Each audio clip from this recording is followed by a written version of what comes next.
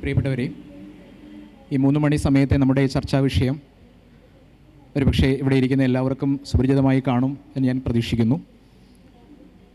ആയുർവേദവുമായി ബന്ധപ്പെട്ട് വളരെ വ്യക്തമായ രീതിയിലാണ് ഒരു വിഷയം അവതരിപ്പിക്കുന്നതെങ്കിൽ പോലും ആ വിഷയത്തെ സംബന്ധിച്ച് വ്യത്യസ്തങ്ങളായ അഭിപ്രായങ്ങൾക്കും വിയോജിപ്പുകൾക്കും ഒക്കെ സാധ്യതകൾ ഉള്ള ഒരു ടൈറ്റിലാണ് നമുക്ക് ഇന്നത്തെ ചർച്ചാ വിഷയമായിട്ടുള്ളത്. ആയുർവേദത്തിൻ്റെ സ്വന്തം നാട് എന്നുള്ളതാണ് ഇന്നത്തെ പ്രതിപാദ്യ വിഷയം. ആ വിഷയം ഒരു തരത്തിൽ കേവലമായ അർത്ഥത്തിൽ ആയുർവേദമെന്ന് പറയുന്നത് ഏതെങ്കിലും ഒരു നാടിൻ്റെയോ ഒരു സംസ്കൃതിയുടെയോ മാത്രം അടയാളമായി മാറുന്നു എന്നുള്ള സംശയം അല്ലെങ്കിൽ വിയോജിപ്പുകളൊക്കെ ഒരു വിഭാഗം ആളുകൾക്കെങ്കിലും ഉണ്ടാക്കാം. നേരെ മറിച്ച് ഒരു വിഷയത്തിലേക്ക് കടക്കുമ്പോഴുള്ള ഒരു പ്രവേശനമായിട്ട് മാത്രം അതിനെ കണ്ടുകൊണ്ട് നമ്മൾ മുന്നോട്ട് പോവുകയാണെങ്കിൽ അതേ വിഷയത്തിൽ നിന്ന് മറ്റു കാര്യങ്ങളിലേക്ക് കടക്കുവാനും സാധിക്കും. എന്നോടൊപ്പം ഇന്ന് ഈ ചർച്ചയിൽ പങ്കെടുക്കുന്നത് ആയുർവേദ ലോകത്തെ ഏറ്റവും മികച്ച ഒരു പൈതൃകത്തിനെ മുന്നോട്ട് കൊണ്ടുപോകുന്ന 2 ആളുകളാണ്.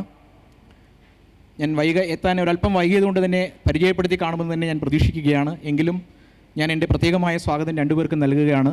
ഏറ്റവും പ്രിയപ്പെട്ട മാധവൻകുട്ടി വാര്യർ സാറിനും അതുപോലെ തന്നെ മുരളി സാറിനും.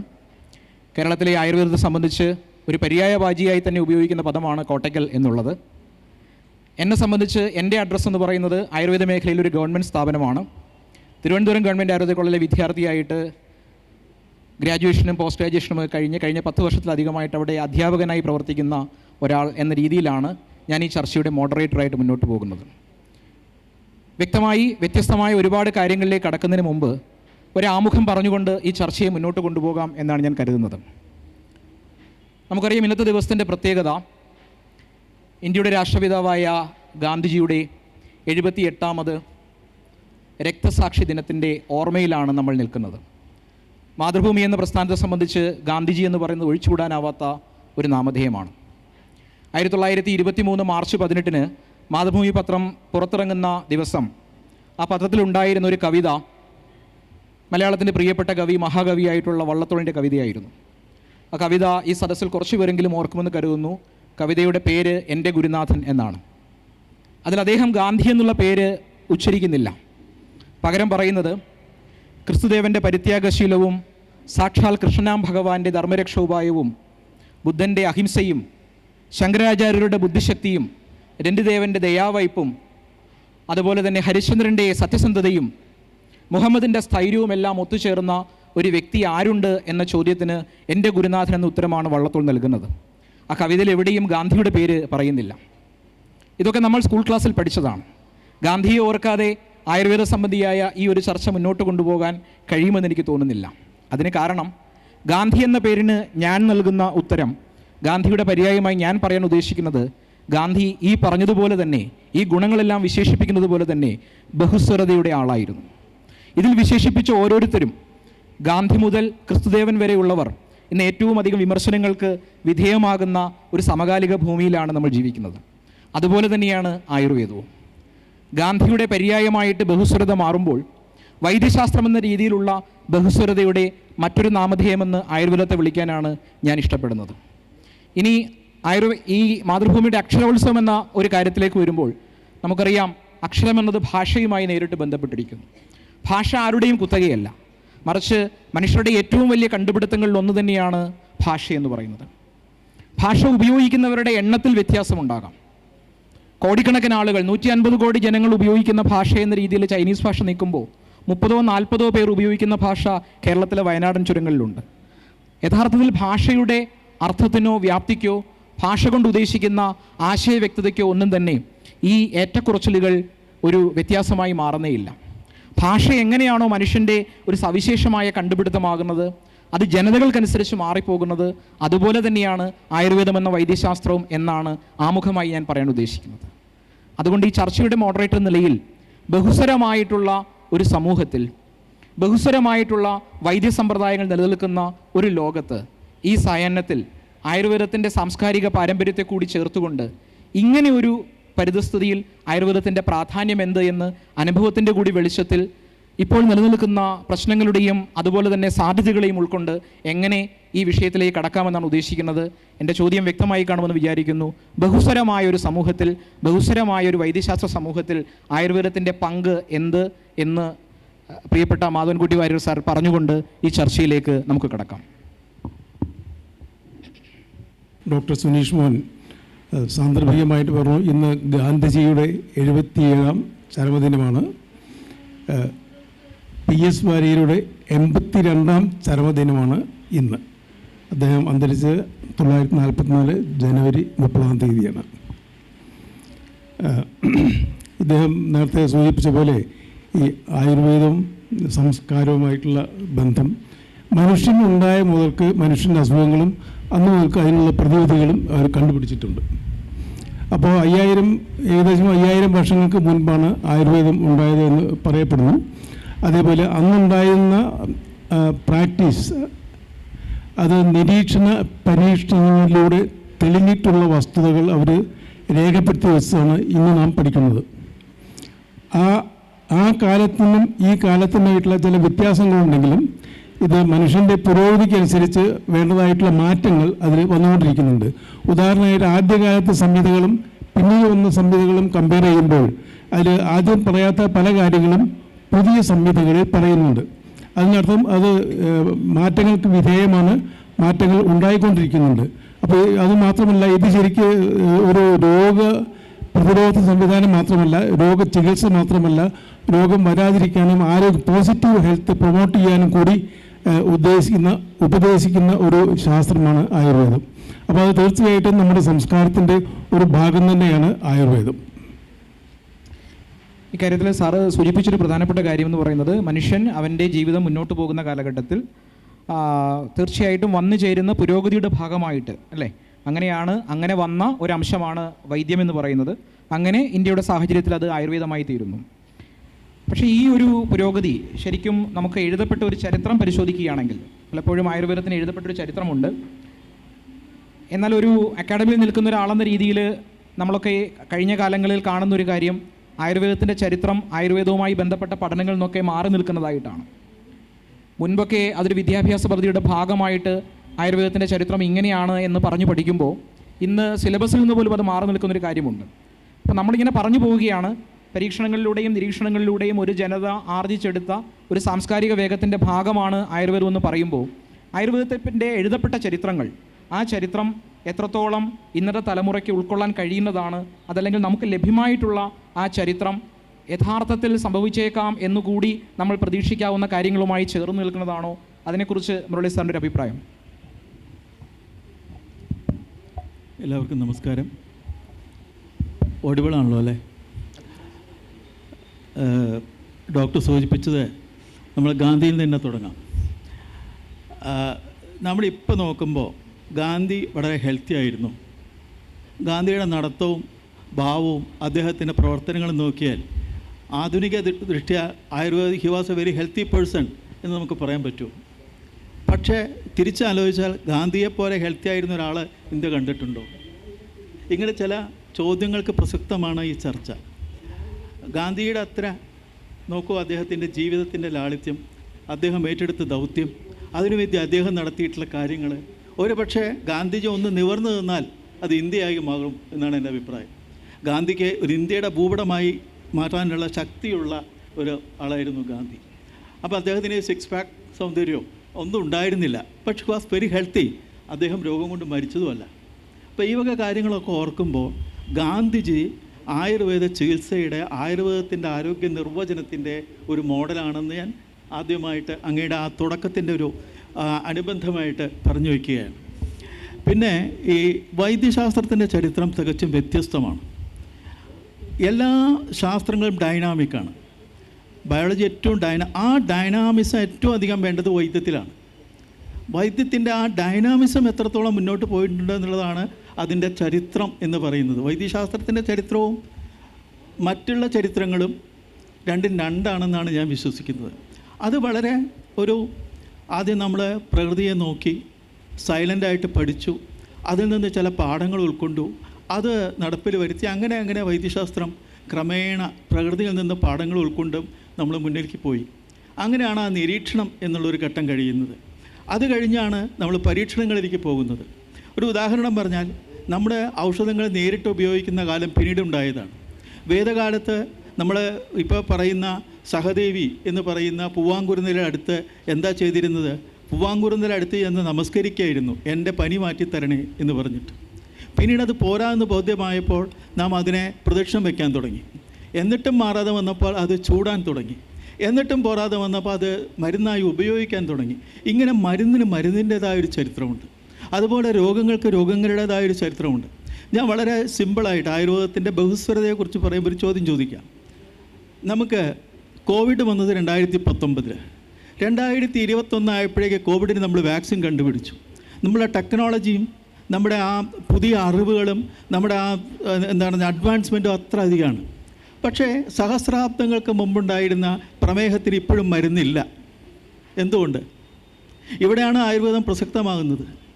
ഇത്ര വേഗം COVID-19 നമ്മൾ മരുന്ന് കണ്ടുപിടിച്ച് നമുക്കതിനെ നിയന്ത്രിക്കാനായപ്പോൾ നമ്മളൊക്കെ നിരവധി ചർച്ചകളിൽ പങ്കെടുക്കുകയും സംസാരിക്കുകയും ചെയ്ത് 2000-ഓളം അതിലേറെയോ വർഷം പഴക്കമുള്ള പ്രമേഹത്തിന് നമുക്ക് എന്തുകൊണ്ട് ഒരു മരുന്ന് ഇതിലെത്തിച്ചേരാൻ കഴിയുന്നില്ല? ശ്രമങ്ങൾ പല നിലത്തും നടത്തുന്നുണ്ട്.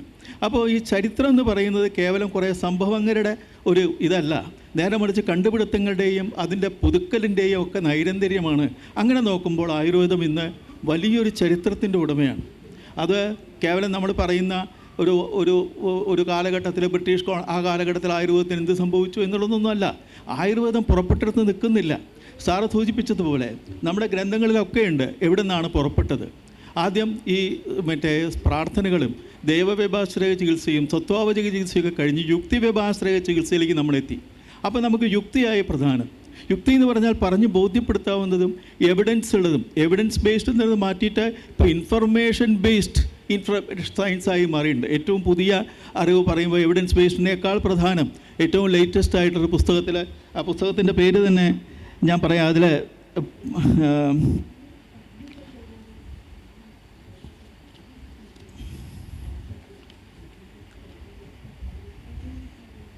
പീറ്റർ അറ്റിയ എന്നുള്ള അദ്ദേഹത്തിൻ്റെ ഏറ്റവും ലേറ്റസ്റ്റ് പുസ്തകത്തിൽ പറയുന്നത് നമ്മൾ ഇൻഫർമേഷൻ ബേസ്ഡ് ആണ് മെഡിക്കൽ സയൻസ്, എവിഡൻസ് ബേസ്ഡും അല്ല.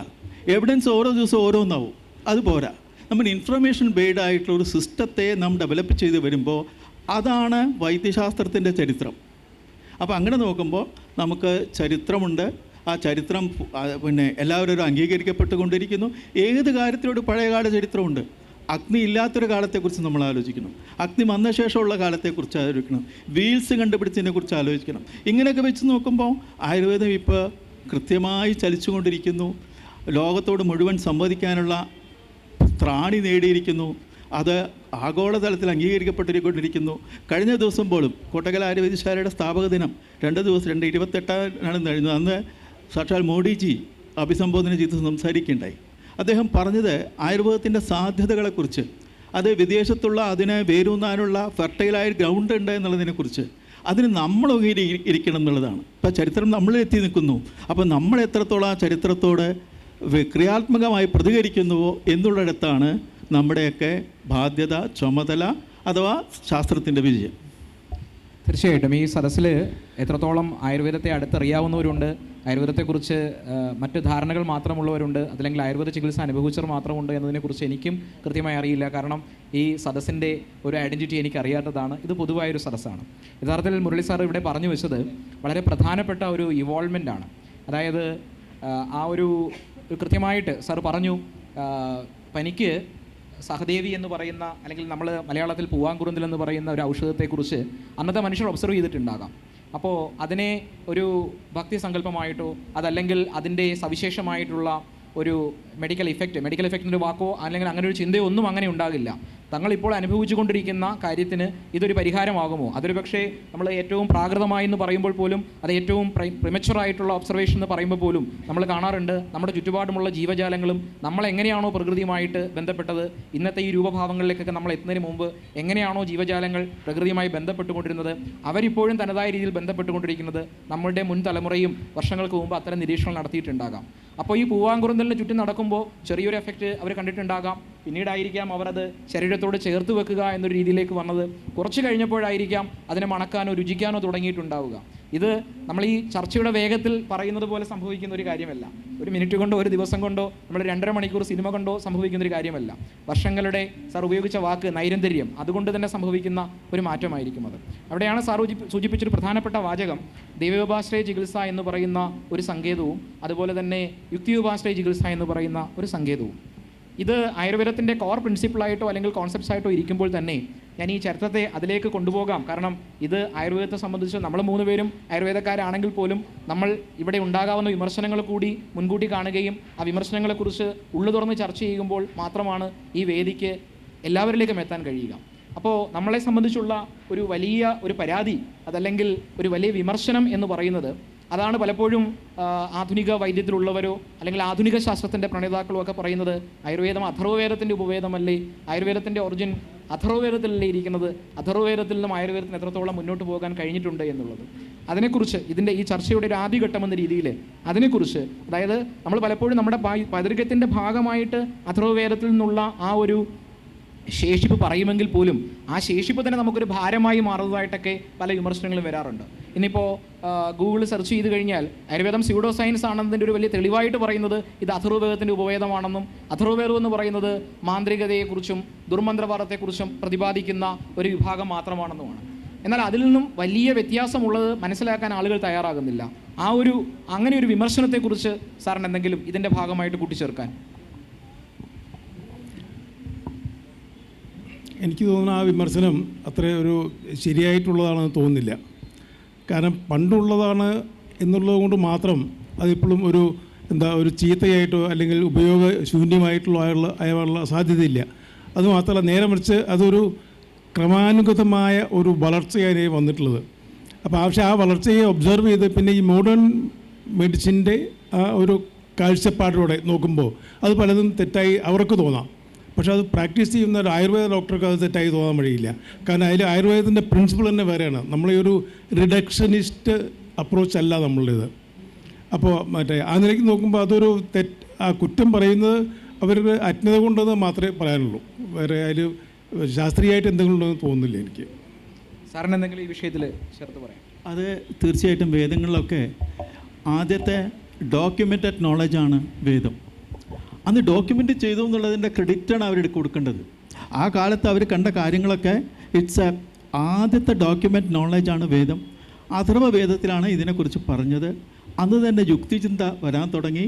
അവിടുന്ന് അങ്ങോട്ട് ക്രമാനുഗതമായ വളർച്ചയാണ്. നമ്മൾ ഇപ്പോൾ സാമവേദത്തിലാണ് സംഗീതത്തെക്കുറിച്ച് ആദ്യം പറഞ്ഞത് എന്ന് പറഞ്ഞിട്ട് യേശുദാസിന് പ്രസക്തി ഇല്ലാണ്ടാവോ? എനിക്ക് തോന്നുന്നില്ല. അപ്പോൾ ഈ സാമവേദത്തിലാണ് ഈ സംഗീതത്തിൻ്റെ ആദ്യ അക്ഷരങ്ങൾ കുറിക്കപ്പെട്ടതെങ്കിൽ അതിൻ്റെ തുടർച്ചയാണ് ഇന്ന് കാണുന്ന ഈ സംഗീത പ്രപഞ്ചം മുഴുവൻ. ഈ സംഗീതം സാമവേദത്തിൽ എങ്ങനെ എത്തി? പ്രകൃതിയിലെ സംഗീതമാണ് അവർ പകർത്തി വെച്ചത്. അപ്പോൾ പ്രകൃതിയുമായിട്ടുള്ള ആയുർവേദത്തിൻ്റെ ബന്ധം തന്നെയാണ് അഥർവവേദത്തിലും കാണുന്നത്. വേദം എന്നുള്ളത് ഒരിക്കലും ചീത്ത വാക്കല്ല. വിദ് ജ്ഞാനേ എന്നുള്ളതിൽ സാറിനറിയാലോ, വിദ് ജ്ഞാനേ എന്നുള്ള ധാതുവിൽ നിന്ന് പുറപ്പെട്ട വാക്കാണ് അഥർവവേദം. അറിവിൻ്റെ ആദ്യാക്ഷരങ്ങളാണ് അതിലുള്ളത്. അതിൽ നിന്ന് നാം വളരെയധികം മുന്നോട്ട് പോകുന്നു. നേരത്തെ ഞാൻ സൂചിപ്പിച്ച വാക്ക് ഡൈനാമിക്കാണ്. ശാസ്ത്രം ഡൈനാമിക്കാണ്, ആയുർവേദം ഡൈനാമിക്കാണ്. അതല്ലെങ്കിൽ എന്തുവാ ചെയ്യുമായിരുന്നു? ആ കാട്ടിലോ അല്ലെങ്കിൽ ഒരു മരച്ചോട്ടിലോ അത് ഒതുങ്ങി കഴിയുമായിരുന്നു. അപ്പോൾ അതിന് ആൾക്കാരുണ്ടായത് എന്തുകൊണ്ട്? അതിൻ്റെ ഉൾക്കാഴ്മ്പ് കാണാൻ അവർക്ക് കഴിഞ്ഞതുകൊണ്ട്, അത് മനുഷ്യരാശിക്ക് പ്രയോജനം ചെയ്യുമെന്ന് മനസ്സിലാക്കിയത് കൊണ്ട്. അതുകൊണ്ടാണ് പിന്നീടുള്ള വളർച്ച ഉണ്ടായിട്ടുള്ളത്. അഥർവവേദത്തിൽ നിന്നുള്ള ഒരു പേരുകൊണ്ട് അതിനൊരു മതത്തിൻ്റെയോ ഒരു ആർഷസംസ്കാരത്തിൻ്റെയോ ഒന്നും പേരിൽ അതിനെ തളച്ചിടരുത്. അത് തെറ്റാണ്. എല്ലാ രാജ്യത്തും ഗ്രീക്കിലായാലും ഗ്രീക്കിൻ്റേതായ ഒരു വൈദ്യസംസ്കാരം ഉണ്ടായിട്ടുണ്ട്. ഭാരതത്തിലുണ്ടായത് ഈ രീതിയിലാണെന്നേ ഉള്ളൂ. അപ്പോൾ ഒരിക്കലും ആ ആദിമ സംസ്കാരത്തെ നമ്മൾ തള്ളിപ്പളയേണ്ടതില്ല, മറിച്ച് അതിൽ അഭിമാനം കൊള്ളുകയാണ് വേണ്ടത്. അന്ന് മുതൽക്ക് തന്നെ ഇത് ഡോക്യുമെൻ്റഡ് ആയിരുന്നു. ഡോക്യുമെൻ്റഡ് നോളജാണ് വേദം. ആ നിലയ്ക്ക് നമ്മൾ അഭിമാനിക്കുക വേണ്ടത്.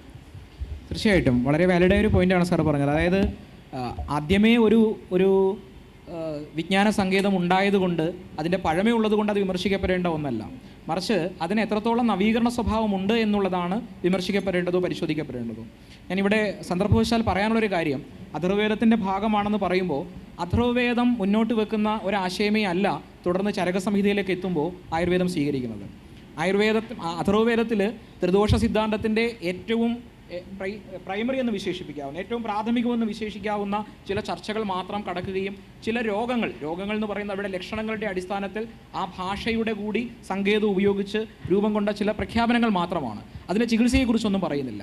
അതിനുശേഷം പിന്നീട് ഒരു വലിയ, നേരത്തെ പറഞ്ഞതുപോലെ തന്നെ നൂറുകണക്കിനോ ആയിരക്കണക്കിനോ വർഷങ്ങൾക്ക് ശേഷം ചരകസംഹിതയിലേക്ക് വരുമ്പോഴാണ് അവിടെ യുക്തിയോപാശ്രയ ചികിത്സയ്ക്ക് തന്നെ പ്രാധാന്യം കൊടുത്തുകൊണ്ട് ദൈവോപാശ്രയ ചികിത്സയും സത്വാവധി ചികിത്സയും കുറച്ചൊന്ന് മാറ്റി നിർത്തിക്കൊണ്ട്, ഒരുപക്ഷെ യുക്തിയോപാശ്രയ ചികിത്സയ്ക്ക് ഉത്തരം നൽകാൻ കഴിയാത്ത ഒരിടത്ത് സത്വാവജയത്തെയോ അതല്ലെങ്കിൽ ദൈവോപാശ്രയത്തെയോ കൂട്ടുപിടിക്കുന്ന രീതിയിലേക്ക്, അപ്പോഴും അത് നേരത്തെ സൂചിപ്പിച്ചതുപോലെ വളരെ വിശാലമായൊരു കാഴ്ചപ്പാടാണ്. കാരണം ഇപ്പോൾ നമുക്ക് ദൈവോപാശ്രയത്തെ അല്ലെങ്കിൽ സത്വാവജയത്തെ എക്സ്പ്ലെയിൻ ചെയ്യാൻ കഴിയുന്നില്ല. അതുകൊണ്ട് അവസാനമായി തള്ളിക്കളയുന്നില്ല, കൂടുതൽ പഠനത്തിന് വേണ്ടി മാറ്റിവെക്കുന്ന രീതിയിലേക്ക് ചരകസംഹിത അവതരിപ്പിക്കുകയാണ് ചെയ്യുന്നത്. ഇതെനിക്ക് തോന്നുന്നു പുതിയ തലമുറയിൽ ആയുർവേദ വിദ്യാഭ്യാസം എടുക്കുന്നവർ, അതുപോലെ തന്നെ ആയുർവേദ ചികിത്സാപദ്ധതിയുമായി ചേർന്ന് നിൽക്കുന്നവർ, ആയുർവേദം എന്നുള്ള വൈദ്യശാസ്ത്രത്തിന് പിന്തുണ നൽകുന്നവരൊക്കെ തന്നെ തിരിച്ചറിയേണ്ട ഒരു കാര്യമാണ്. അതൊരു ചർച്ചയുടെ ഒരു ഘട്ടമാക്കി ഞാൻ അവസാനിപ്പിച്ചുകൊണ്ട്, നമ്മൾ ഈ ആയുർവേദത്തിൻ്റെ സ്വന്തം നാട് എന്ന് പറയുമ്പോൾ തീർച്ചയായിട്ടും കേരളത്തിൻ്റെ മണ്ണ്, നമ്മുടെ സവിശേഷമായിട്ടുള്ള ഒരു കേരളീയ ആയുർവേദമെന്ന് ഒരുപക്ഷെ നമ്മൾ ആയുർവേദം എന്ന് വേണമെങ്കിൽ വിശേഷിപ്പിക്കാവുന്ന രീതിയിൽ, സമകാലികമായ ഒരു കാലത്ത് നമുക്ക് വിശേഷിപ്പിക്കാവുന്ന രീതിയിൽ കേരളത്തിൻ്റെ സവിശേഷമായ ആയുർവേദ പാരമ്പര്യം പ്രധാനമാണ്. ആ പാരമ്പര്യത്തെക്കുറിച്ച് വിശദീകരിക്കാൻ കഴിവുള്ള രണ്ടുപേരുമാണുള്ളത്. വളരെ വേഗം ആ ആയുർവേദത്തിൻ്റെ സ്വന്തം നാട് എന്നുള്ള നമ്മുടെ സബ്ജക്റ്റിൻ്റെ ഒരു പ്രായോഗിക വശത്തെ കൂടി കണക്കിലെടുത്തുകൊണ്ട് അതിലേക്കൊന്ന് പോകാമെന്ന് കരുതുന്നു. സവിശേഷമായിട്ടുള്ള ഒരു കേരളീയ ആയുർവേദം എന്ന് പറയുന്നത് എത്രത്തോളം പ്രയോഗക്ഷമമാണ്, എത്രത്തോളം സംവേദനക്ഷമമാണ് എന്നതിനെക്കുറിച്ച് പ്രിയപ്പെട്ട സാറിൻ്റെ അഭിപ്രായം. ആയുർവേദം ഉണ്ടായിട്ടുള്ളത് കേരളത്തിലല്ല, ഹിമാലയ സാനുക്കളിലാണ്. പക്ഷേ കൂടുതലായിട്ടും പ്രാക്ടീസ് ഒരു പ്രായോഗിക തലത്തിൽ എത്തിച്ചിട്ടുള്ളത് കേരളത്തിലാണെന്ന് പറയാം.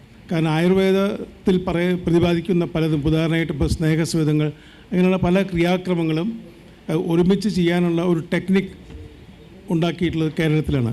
അതിനെന്താണ് പ്രധാന കാരണം? ഇവിടുത്തെ കാലാവസ്ഥ, ഇവിടുത്തെ ഭൂപ്രകൃതി, ഇവിടുത്തെ സുലഭമായിട്ടുള്ള സസ്യലതാദികൾ, ഇതൊക്കെ അതിന് ആക്കം കൂട്ടിയിട്ടുണ്ട്. നേരെ മറിച്ച് ഇപ്പോൾ നമ്മൾ നോർത്ത് ഇന്ത്യയിലേക്ക് കിടക്കുമ്പോൾ അവിടെ കൂടുതലും ഈ മെറ്റൽസ് ആൻഡ് മിനറൽസ് ആണ് ഫോർമുലേഷൻസിൻ്റെ അടിസ്ഥാനമായിട്ടുള്ളത്. ഇപ്പോൾ ഇവിടെ കേരളത്തിൽ ഒരു 90-95% സസ്യൌഷധികളാണെങ്കിൽ നോർത്തിൽ അത് 90-95% മെറ്റൽസ് ആൻഡ് മിനറൽസ് ആണ്. അപ്പോൾ അതിനുള്ളൊരു പ്രധാന കാരണം ഔഷധ ലഭ്യത. പിന്നെ ഇവിടെ എക്സ്ട്രീം ക്ലൈമറ്റ് ഇല്ല, ഇവിടെ വളരെ മോഡറേറ്റ് ആണ്. ഇപ്പോൾ അതിശൈത്യകാലത്ത് ഇപ്പോൾ ഡൽഹിയിലും അല്ലെങ്കിൽ അതേപോലെ സ്ഥലത്ത് ഒരു പഞ്ചകർമ്മ ചികിത്സ, പ്രത്യേകിച്ച് ഈ അഭ്യംഗം മുതലായിട്ടുള്ളതൊക്കെ ചെയ്യാൻ ബുദ്ധിമുട്ടാണ്. കാരണം രോഗിക്ക് താങ്ങാൻ കഴിയില്ല. അതേപോലെ തന്നെയാണ് എക്സ്ട്രീം ഹീറ്റുള്ളപ്പോഴും. അപ്പോൾ കേരളത്തിലെ കാലാവസ്ഥ, ഭൂപ്രകൃതി, ഇതെല്ലാം കൊണ്ട് ഇത് വളരെ പ്രായോഗികമായിട്ട് ഇവിടെ ഇംപ്ലിമെൻ്റ് ചെയ്യാൻ കഴിഞ്ഞു. അതേപോലെ തന്നെ കേരളത്തിൻ്റെ സംഭാവനകളാണ് ഈ സ്നേഹസ്വേദങ്ങൾ ഒന്നിച്ച് ചെയ്യുന്ന പിഴിച്ചിൽ, നവരക്കിഴി, അതുപോലുള്ള മറ്റ് പത്രപോലുള്ള സ്വേദം, ചൂർണ്ണം, പിണ്ടസ്വേദം മുതലായിട്ടുള്ളതെല്ലാം. അതേപോലെ തന്നെ വസ്തി മുതലായിട്ടുള്ള പഞ്ചകർമ്മങ്ങളും ഇവിടെ ശരിക്കും ഇത് ഇംപ്ലിമെൻറ്റ് ചെയ്തിട്ടുണ്ട്.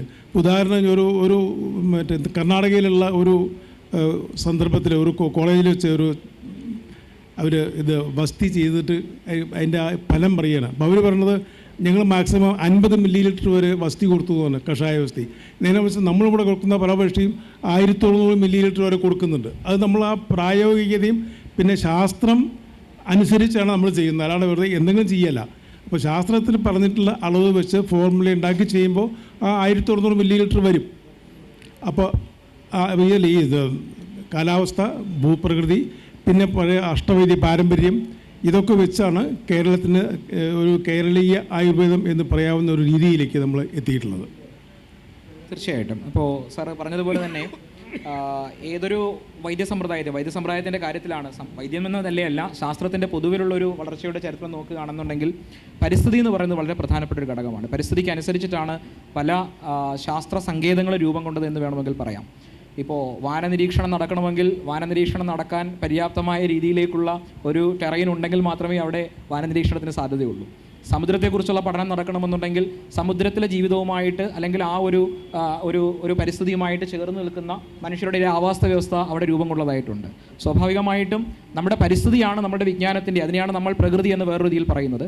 പരിസ്ഥിതി തന്നെയാണ് എല്ലാ വിജ്ഞാന സമ്പാദനങ്ങളുടെയും ഒരു പ്രേരക ശക്തിയായിട്ട് മാറുന്നത്. നമ്മൾ പ്രകൃതിയിലേക്ക് നോക്കുന്നു, പരിസ്ഥിതിയിലേക്ക് നോക്കുന്നു. അങ്ങനെ നോക്കുമ്പോൾ കേരളത്തിന് സവിശേഷമായിട്ടുള്ള ഒരു ഭൂപ്രകൃതിയും കാര്യങ്ങളും ഒക്കെ തന്നെ കേരളത്തെ മുന്നോട്ട് നയിച്ചിട്ടുണ്ട്. പിന്നെ നേരത്തെ പറഞ്ഞതുപോലെ തന്നെ നമ്മൾ ഒരു പക്ഷേ പുതിയ തലമുറയുള്ള ആളുകളൊക്കെ തന്നെ ഇരിക്കുമ്പോൾ നമ്മൾ ശ്രദ്ധിക്കേണ്ട ഒരു കാര്യം, അല്ലെങ്കിൽ ചർച്ച ചെയ്ത് പോകാം എന്നെനിക്ക് തോന്നുന്നൊരു കാര്യം, അഷ്ടവൈദ്യ പാരമ്പര്യത്തെക്കുറിച്ച് പറയുന്നുണ്ട്. അതിനകത്ത് തന്നെ വ്യത്യസ്തമായ അഭിപ്രായങ്ങളൊക്കെ നമ്മൾ കേട്ടിട്ടുണ്ട്. അത് 8 അല്ല 18 ആയിരുന്നു എന്നും അത് പിന്നീട് പ്രത്യേക സാഹചര്യത്തിൽ നമ്മൾ അഷ്ടവൈദ്യ കുടുംബങ്ങളിലേക്ക് അത് എത്തിച്ചേരുകയായിരുന്നുള്ള കാര്യങ്ങൾ പറയുന്നുണ്ട്. ഇതോടൊപ്പം തന്നെ നമ്മൾ ഒരുപക്ഷേ അഷ്ടവൈദ്യ പാരമ്പര്യത്തെക്കുറിച്ച് വളരെ കൂടുതലായി പറയുമ്പോൾ തന്നെ വൈദ്യം എന്ന് പറയുന്നത്, അതാണ് നേരത്തെ ഞാൻ ഗാന്ധിയെ തൊട്ട് ബഹുസ്വരതയെക്കുറിച്ച് പറഞ്ഞത്. വൈദ്യം എന്ന് പറയുന്നത് ഏതെങ്കിലും ഒരു ജനവിഭാഗത്തിൻ്റെ മാത്രം കുത്തകയായിരുന്നില്ല, മറിച്ച് വൈദ്യത്തിന് എല്ലാ ജനവിഭാഗങ്ങളിലെയും കടന്നു പോകാനുള്ള കഴിവുണ്ടായിരുന്നു. കേരളത്തിൽ നിന്ന് നോക്കുകയാണെങ്കിൽ ബ്രാഹ്മണ കുടുംബങ്ങളിൽപ്പെട്ടവരുണ്ട്, ഈഴവ സമുദായത്തിൽപ്പെട്ടവരുണ്ട്, കണിയാൻ എന്ന് വിശേഷിക്കപ്പെടുന്ന സമുദായത്തിൽപ്പെട്ടവരുണ്ട്, വേലൻ എന്ന സമുദായത്തിൽപ്പെട്ടവരുണ്ട്. ഇങ്ങനെയുള്ള സമുദായങ്ങളിലൊക്കെ തന്നെ വളരെ ആഴത്തിൽ ആയുർവേദ സിദ്ധാന്തങ്ങൾ പഠിച്ചിരുന്ന, സംസ്കൃത ഭാഷയിൽ ഉൾപ്പെടെ കൃത്യമായിട്ടുള്ള അറിവ് നേടിയിരുന്ന ഒരു വലിയ പരമ്പരാഗത ശാസ്ത്ര വിഭാഗം നമുക്കുണ്ടായിരുന്നു, അല്ലെങ്കിൽ ഒരു ചികിത്സാ രംഗത്ത് മികവ് തെളിയിച്ചവരുണ്ടായിരുന്നു. നമ്മൾ ഈ പറയുന്ന കോളനിവൽക്കരണത്തിനൊക്കെ മുമ്പുള്ളൊരു കാലഘട്ടത്തിൽ ആയുർവേദത്തെ മുന്നോട്ട് കൊണ്ടുപോകുന്നതിൽ അവരുടെ ചരിത്രം വളരെ പ്രധാനപ്പെട്ടതാണ്. സർ, ഇതിനോടൊപ്പം എനിക്കൊന്ന് ചോദിക്കാനുള്ളത്, നമ്മുടെ ഗ്രന്ഥങ്ങൾ, അതായത് ആയുർവേദത്തിന് കേരളം നൽകിയിട്ടുള്ള ഒരു സവിശേഷ സംഭാവനയാണ് അക്ഷരങ്ങളുടെ രൂപത്തിൽ നമ്മൾ കുറച്ച് കാര്യങ്ങൾ നൽകിയിട്ടുണ്ട്. അതിനെക്കുറിച്ച് കൂടി, അതായത് ആയുർവേദത്തിൽ നിന്നും വൈദ്യസമ്പ്രദായത്തിലേക്ക് കടന്നു വന്ന കേരളീയ ഗ്രന്ഥങ്ങളെക്കുറിച്ച്. വളരെ ശരിയാണ്. ഒട്ടേറെ കേരളീയമായ ആയുർവേദ ഗ്രന്ഥങ്ങൾ വന്നിട്ടുണ്ട്. അവരെല്ലാം അവർ ചെയ്തിരുന്ന കാര്യങ്ങൾ ഭംഗിയായി ഡോക്യുമെൻ്റ് ചെയ്തു വെച്ചു. അവരുടെ ഭാഷയിലാണ് അത് എഴുതിയത്. പലപ്പോഴും നമുക്ക് ആ ഭാഷ പഠിക്കാൻ പോലും ചിലപ്പോൾ സമയം വേണ്ടി വരും. ഇപ്പോൾ അങ്ങനെ ചില വാക്കുകളുണ്ട്. വേട്ടാളൻ കൂടെ ഒരു മരുന്നായിട്ട് ഉപയോഗിച്ചിരുന്നു. അതിന് കസ്യഭവനം എന്നാണ് അതിൻ്റെ ഉപയോഗിച്ച വാക്ക്. കസ്യഭവനം എന്ന് ചോദിച്ചാൽ ഒരു വേട്ടാളൻ കൂടാണെന്ന് അർത്ഥം പറഞ്ഞു തരാനുള്ള ഗുരുക്കന്മാരുണ്ടായി. അന്നത്തെ കാലത്ത് ഇതെല്ലാം ഉപയോഗിച്ചിരുന്നു. But I mean to say, അവരുടെ ഭാഷയിൽ അവരുടേതായ രീതിയിൽ ഒട്ടേറെ മരുന്നുകൾ എഴുതി വച്ചിട്ടുണ്ട്. അങ്ങനെ അവർ ചൊല്ലിപ്പഠിക്കാൻ എളുപ്പത്തിന് ഇത് 2 സൗകര്യം ഉണ്ടായിരുന്നു. സംസ്കൃതത്തിലെ സങ്കീർണമായ വാക്കുകളൊന്നും അവരുടെ വായിൽ വരാത്തതുകൊണ്ട് വളരെ ചുക്കിലേരിട്ടി ഇളച്ചകുളം തദ്ഗുണമെന്ന് വെറുത്തതിലം എന്ന് താളാത്മകമായി അവർ പഠിക്കുകയും എഴുതുകയും പഠിപ്പിക്കുകയും ചെയ്തു. ഇത് കേട്ട ഒരാൾക്കത് ചൊല്ലാനും പരീക്ഷ എഴുതാനാണെങ്കിൽ പ്രിസ്ക്രിപ്ഷൻ എഴുതുന്ന സമയത്ത് നേരെ തലയിൽ വരാനും ഇത് സഹായിച്ചിട്ടുണ്ട്. അപ്പോൾ അത് വളരെ ആ ഭാഷയുടെ മാറ്റം മാത്രമേ ഉള്ളൂ, ശാസ്ത്രത്തിൽ അത് മാറിയിട്ടില്ല. ആയുർവേദത്തിന് നമ്മൾ കേരളത്തിനെ നമ്മൾ ദൈവത്തിൻ്റെ സ്വന്തം നാട് എന്ന് പറയുന്ന പോലെ തന്നെ ആയുർവേദത്തിൻ്റെ സ്വന്തം നാട്. ഇവിടെ ദൈവം എന്ന് പറഞ്ഞാൽ സദാ പഠിച്ചുകൊണ്ടിരിക്കുന്ന ആളാണ് ദൈവം. അതാണ് ദൈവത്തിൻ്റെ നിർവചനം. അങ്ങനെ പറയുമ്പോൾ നമ്മുടെ എല്ലാ വിഭാഗത്തിൽപ്പെട്ട ആൾക്കാരും സദാ അത് പഠിച്ചുകൊണ്ടിരുന്നു. അപ്പോൾ അവർക്ക് ആ അർത്ഥത്തിൽ വൈദ്യം പ്രയോഗിക്കാനുള്ള അറിവുണ്ടായിരുന്നു. അവർ പ്രയോഗിക്കുകയും ഫലം കണ്ടെത്തുകയും അത് ഡോക്യുമെൻ്റ് ചെയ്യുകയാണ് അവരും ചെയ്തത്. അത് വളരെ ഇപ്പോൾ ബേളാദ്യാക്കിൻ്റെ പട്യന്തേ, വേളൻ എന്നുള്ള വാക്കിന് വേലൻ എന്ന അർത്ഥം പറയാമെന്ന് വരെ ചില ചരിത്രകാരന്മാർ പറഞ്ഞു. അന്നും ഉണ്ടായിരുന്നു. സംസ്കൃതത്തിൽ എഴുതിയിട്ട് പോലും അന്ന് വേലൻ എന്നൊരു സമുദായത്തിൽപ്പെട്ടവർ, ഞാൻ സമുദായത്തെ പറയല്ല, ആ ചരിത്രത്തെ വീണ്ടും കൊണ്ടുവരികയാണ്. ഏത് കാലത്തും ഈ വൈദ്യവുമായിട്ട് നിരന്തരം സമ്പർക്കം പുലർത്തുകയും വൈദ്യം തൊഴിലായി സ്വീകരിക്കുകയും അത് പാരമ്പര്യമായി ചെയ്യുകയും ഒക്കെ ചെയ്തവരെ അവരുടെ അറിവുകളെ കൂട്ടിവെക്കുകയും അത് ഗ്രന്ഥരൂപത്തിൽ കൊണ്ടുവരികയും ചെയ്തു. നമ്മുടെ കേരളത്തിന് അത് വലിയൊരു സംഭാവനയാണ്. ഈ വൈദ്യ സാഹിത്യത്തിന് കേരളം നൽകിയിട്ടുള്ള വലിയ സംഭാവന. അവരുടെ പരിമിതമായ അറിവും വലിയ അനുഭവവും സ്വന്തമായ അക്ഷരങ്ങളും ഉപയോഗിച്ച് ഗ്രന്ഥങ്ങളുണ്ടാക്കി. ആ ഗ്രന്ഥങ്ങൾ വലിയ സംഭാവനയാണ് നൽകിയത്. അതിപ്പോൾ കേരളത്തിൻ്റെ മാത്രമല്ല, സഹസ്രയോഗം കേരളത്തിൽ മാത്രമല്ല, ഈ പാൻ ഇന്ത്യ ലെവലിൽ ഇന്ത്യയിലെ എല്ലാവരും അംഗീകരിച്ചു. അതുപോലെ തന്നെ ചെയ്യുന്നു എല്ലാ ഗ്രന്ഥങ്ങളും. ഇതൊരു വലിയ സംഭാവനയാണ്, തീർച്ചയായിട്ടും ഉണ്ടായിട്ടുണ്ട്. അവരോട് നമ്മൾ കടപ്പെട്ടിരിക്കുന്നു. അവരോട് തീർച്ചയായിട്ടും നമ്മളെ സ്നേഹം അല്ലെങ്കിൽ ആദരവ് അറിയിക്കാൻ നമ്മൾ ബാധ്യസ്ഥരായിരിക്കുന്നു. തീർച്ചയായിട്ടും. ഇനി എനിക്ക് തോന്നുന്നു ചർച്ചയുടെ ഒരു അടുത്ത ഘട്ടത്തിലേക്ക് കടക്കാമെന്ന് തോന്നുന്നു. സാറ് പ്രതിപാദിച്ചതുപോലെ സഹസ്രയോഗം അല്ലെങ്കിൽ ചികിത്സാമഞ്ജരി, യോഗാമൃതം തുടങ്ങിയവയൊക്കെ തന്നെ കേരളീയ വൈദ്യ പാരമ്പര്യവും നമ്മുടെ ഈ നാടും ഒരുപക്ഷെ ആയുർവേദം എന്ന വിശാല ലോകത്ത് നൽകിയ സംഭാവനകളാണ്. ഇവിടെ നിന്നുകൊണ്ട് ഒരു ചർച്ചയുടെ അടുത്ത ഘട്ടത്തിലേക്ക് പോകുമ്പോൾ നേരത്തെയുള്ളതിൻ്റെ തുടർച്ച തന്നെയാണെന്ന് വേണമെങ്കിൽ പറയാം. ഗവേഷണം എന്ന് പറയുന്നത് ആയുർവേദത്തിൽ നടക്കുന്നില്ല. അതല്ലെങ്കിൽ ആധുനിക ശാസ്ത്രത്തിൻ്റെ രീതിശാസ്ത്രം അല്ലെങ്കിൽ മെത്തഡോളജിയിലെ അതിലേക്ക് നമുക്ക് കാര്യങ്ങൾ അവതരിപ്പിക്കാൻ കഴിയുന്നില്ല എന്നൊരു വിമർശനം ആയുർവേദ രംഗത്ത് ഉണ്ടാവുകയും അത്തരം ഒരു സങ്കേതത്തിലേക്ക് ആയുർവേദത്തിൻ്റെ സിദ്ധാന്തങ്ങളെ, അത് ആയുർവേദത്തിൻ്റെ ഏറ്റവും അടിസ്ഥാന സിദ്ധാന്തങ്ങളായ ത്രിദോഷ സിദ്ധാന്തമാകട്ടെ പഞ്ചഭൂത സിദ്ധാന്തമാകട്ടെ അതിനെയൊക്കെ എത്തിക്കാനുള്ള ഒരു കഴിവില്ലായ്മ കൊണ്ടാണ് പലപ്പോഴും കൃത്യമായി ഡാറ്റ ജനറേറ്റ് ചെയ്യാൻ നമുക്ക് കഴിയാത്തത്. അതുകൊണ്ടാണ് ഒരു എവിഡൻസ് ബേസ്ഡ് മെഡിസിൻ എന്ന രീതിയിലേക്ക് ആയുർവേദത്തിന് മുന്നോട്ട് പോകാൻ കഴിയാത്തൊരു വിമർശനമുണ്ട്. വളരെ കൃത്യമായ ആ ഒരു പോയിന്റിൽ മാത്രമായിട്ട്, അതായത് ആധുനിക വൈദ്യശാസ്ത്രം ഇന്ന് ഉപയോഗിക്കുന്ന, പലപ്പോഴും പലരും പറയുന്നത് വൈദ്യശാസ്ത്രം മാത്രമല്ല സോഷ്യൽ സയൻസ് വരെ ഉപയോഗിക്കുന്ന ഒരു മെത്തഡോളജി ഉണ്ട്.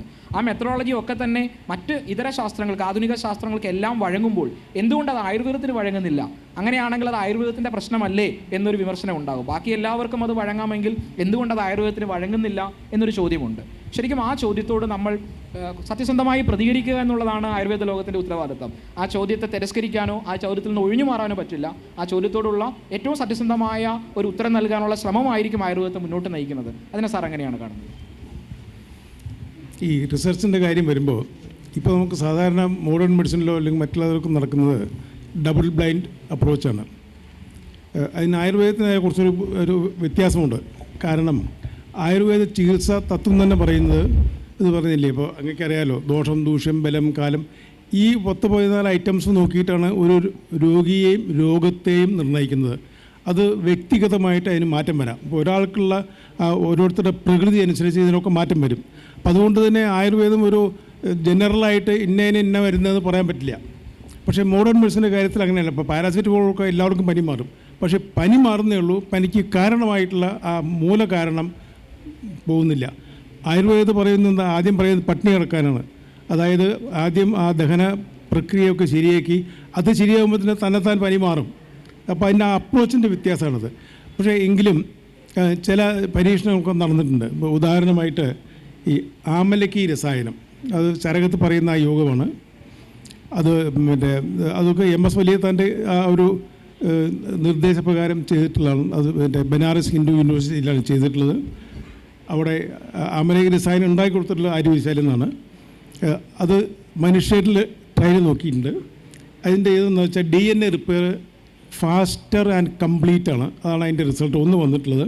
പിന്നെ ഒന്നുള്ളത് ഈ ഹെൽത്തി ഏജിങ്, അതിനെ വളരെയധികം അത് സഹായിക്കുന്നുണ്ട്. അതേപോലെ തന്നെ ടെലോമറേസ് ആക്ടിവിറ്റി അത് ഒന്ന് എൻഹാൻസ് ചെയ്യുന്നുണ്ട്.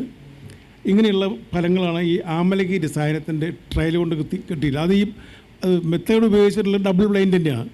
ആധുനിക അതേ ഗവേഷണത്തിൻ്റെ രീതി തന്നെയാണ് അവലംബിച്ചിട്ടുള്ളത്. പിന്നെ അതേപോലെ അത് റാറ്റ്സിൽ ഇത് പരിശോധിക്കുന്നുണ്ടായി. എനിക്ക് തോന്നുന്നത് TBGRIയിലെ തോന്നുന്നു. അത് അതിൻ്റെ കാർഡിയാക് ഫങ്ഷൻ വളരെയധികം ഇമ്പ്രൂവ് ചെയ്യുന്നതായിട്ട് തെളിയിച്ചിട്ടുണ്ട്. അതേപോലെ തന്നെ ടെമ്പറേച്ചർ ടോളറൻസ് അതിന് കൂടുതൽ വന്നിട്ടുണ്ട്. ലൈഫ് എക്സ്പെക്റ്റൻസീസ്, അത് ഈ മറ്റേ ഫ്രൂട്ട് ഫ്ലൈസിന് ഒക്കെ കുറച്ചേ ഉള്ളൂ, പക്ഷേ ഇത് റാറ്റിലാണ്. അതിൻ്റെ കാര്യമായിട്ടുള്ളത് ജനറൽ ഹെൽത്തും കാർഡിയാക് ഫങ്ഷനും വളരെയധികം ഇമ്പ്രൂവ് ചെയ്യുന്നതായിട്ട് കണ്ടിട്ടുണ്ട്. പിന്നെ അതേപോലെ തന്നെ രസസിന്ദൂരം, ഇപ്പോൾ എല്ലാവരും പറയുന്നതാണ് മെർക്കുറി ഹെവി മെറ്റലാണ്, അത് ലിവർ ടോക്സിസിറ്റി വരുത്തും, കിഡ്നി ടോക്സിസിറ്റി വരുത്തും എന്നൊക്കെയുള്ള ആക്ഷേപങ്ങൾ പലതും പറയുന്നുണ്ട്. അതിനെക്കുറിച്ചും ഒരു ട്രയൽ നടത്തിയിട്ടുണ്ട്. അത് മറ്റേ ഇവിടെ BIRCയിലും അതേപോലെ RRൽ ഖരഗ്പൂറും വെച്ച് ചെയ്തിട്ടുണ്ട്. അതിൻ്റെ നെറ്റ് റിസൾട്ട് എന്താണെന്ന് വെച്ചാൽ ഈ രസസിന്ദൂരം ഇത് ആയുർവേദ പ്രോസസ്സ് കഴിഞ്ഞു കഴിഞ്ഞാൽ അതിൻ്റെ പാർട്ടിക്കിൾ സൈസ് നാനോ പാർട്ടിക്കിളാണ്. അത് ശരീരത്തിൻ്റെ ഏതൊരു സൂക്ഷ്മ പദത്തിലും അത് കെട്ടി നിൽക്കില്ല എന്നും അങ്ങനെ കെട്ടി നിന്നിട്ടുള്ള സൈഡ് ഇഫക്ട്സ് അല്ലെങ്കിൽ ദൂഷ്യഫലങ്ങൾ ഉണ്ടാവില്ല എന്നുമാണ് അതിനുള്ള റിസൾട്ട്. ഇതൊക്കെ എന്നെ പിയർ റിവ്യൂഡ് പേപ്പറുകൾ മാഗസീനിൽ പബ്ലിഷ് ചെയ്തിട്ടുള്ളതാണ്. പിന്നെ ഇപ്പോൾ ലേറ്റസ്റ്റ് ആയിട്ടും ചെയ്തിട്ടുള്ളത് ബ്രഹ്മി, മണ്ടൂകപർണി, ഇത് രണ്ടും മേധ്യ രസായനങ്ങളാണ്. അതായത് ബുദ്ധിക്ക് നല്ലതായിട്ടുള്ള രസായനങ്ങളാണ്. ഇത് മറ്റേ ഒരു ഇതിൽ മറ്റേ ആദ്യം എലികൾക്ക് ഈ രസായനം കൊടുത്തു. സാധാരണ എങ്ങനെ വെച്ചാൽ ഒരു രോഗാവസ്ഥ ഉണ്ടാക്കിയിട്ട് അതിന് പരിഹാരം കാണുന്നതാണ്. ഇത് നേരെ മറിച്ച് ആദ്യം ആ പരിഹാരം കണ്ടു, ഇതിനൊരു രസായന പ്രക്രിയ പ്രകാരം ഇത് കൊടുത്ത് എന്നിട്ട് അതിൽ അൽഷിമേഴ്സ് ഉണ്ടാകാൻ നോക്കിയപ്പോൾ അത് ഫലിച്ചില്ല. അതായത് ഇത് അൽഷിമേഴ്സിൽ ഉണ്ടാവാതെ ഇത് മുൻകൂട്ടി അതിനെ സംസ്കരിച്ചാൽ അൽഷിമേഴ്സ് വരില്ല എന്നുള്ള ഒരു മറ്റേ റിസൾട്ട് വന്നിട്ടുണ്ട്. പിന്നെ വേറൊന്നുള്ളത് institute of liver and biliary sciences, അവിടെ പഞ്ചകർമ്മത്തെക്കുറിച്ചൊരു റിസർച്ച് ഉണ്ടായിട്ടുണ്ട്. അതെങ്ങനെയാണെന്ന് വെച്ചാൽ ആദ്യം സ്നേഹപാനം, അത് കഴിഞ്ഞ് വിരേചനം, ഇതൊക്കെ ചെയ്യുമ്പോൾ ഓരോ പ്രാവശ്യവും ഈ രോഗിയുടെ മലം എടുത്ത് പരിശോധിച്ച് അതിലാദ്യമുണ്ടായിരുന്ന, അതായത് തുടക്കത്തിൽ കണ്ടിരുന്ന രോഗകാരണങ്ങളായിട്ടുള്ള ശരീരത്തിന് ദോഷമുണ്ടാക്കുന്ന ബാക്ടീരിയകൾ അത് ക്രമേണ എണ്ണം കുറഞ്ഞ് ഈ കംപ്ലീറ്റ് പ്രോസസ്സ് കഴിയുമ്പോൾ ഏറ്റവും നല്ല നാച്ചുറൽ ഇത് ഗട്ട് മൈക്രോബീസ് ഉണ്ടായതായിട്ടുള്ള ഒരു പഠനമുണ്ട്. അതും ഇതേപോലെ പിയർ റിവ്യൂഡ് ജേർണലിൽ പബ്ലിഷ്ഡാണ്. ഈ ഇതൊക്കെ ഉണ്ടെങ്കിലും ഇതൊക്കെ ഫോളോ ചെയ്തിട്ടുള്ളത് ഡബിൾ ബ്ലൈൻഡ് സ്റ്റഡി തന്നെയാണ്. അപ്പോൾ അങ്ങനെയുള്ള പലതും ഇപ്പോൾ നടന്നുകൊണ്ടിരിക്കുന്നുണ്ട്.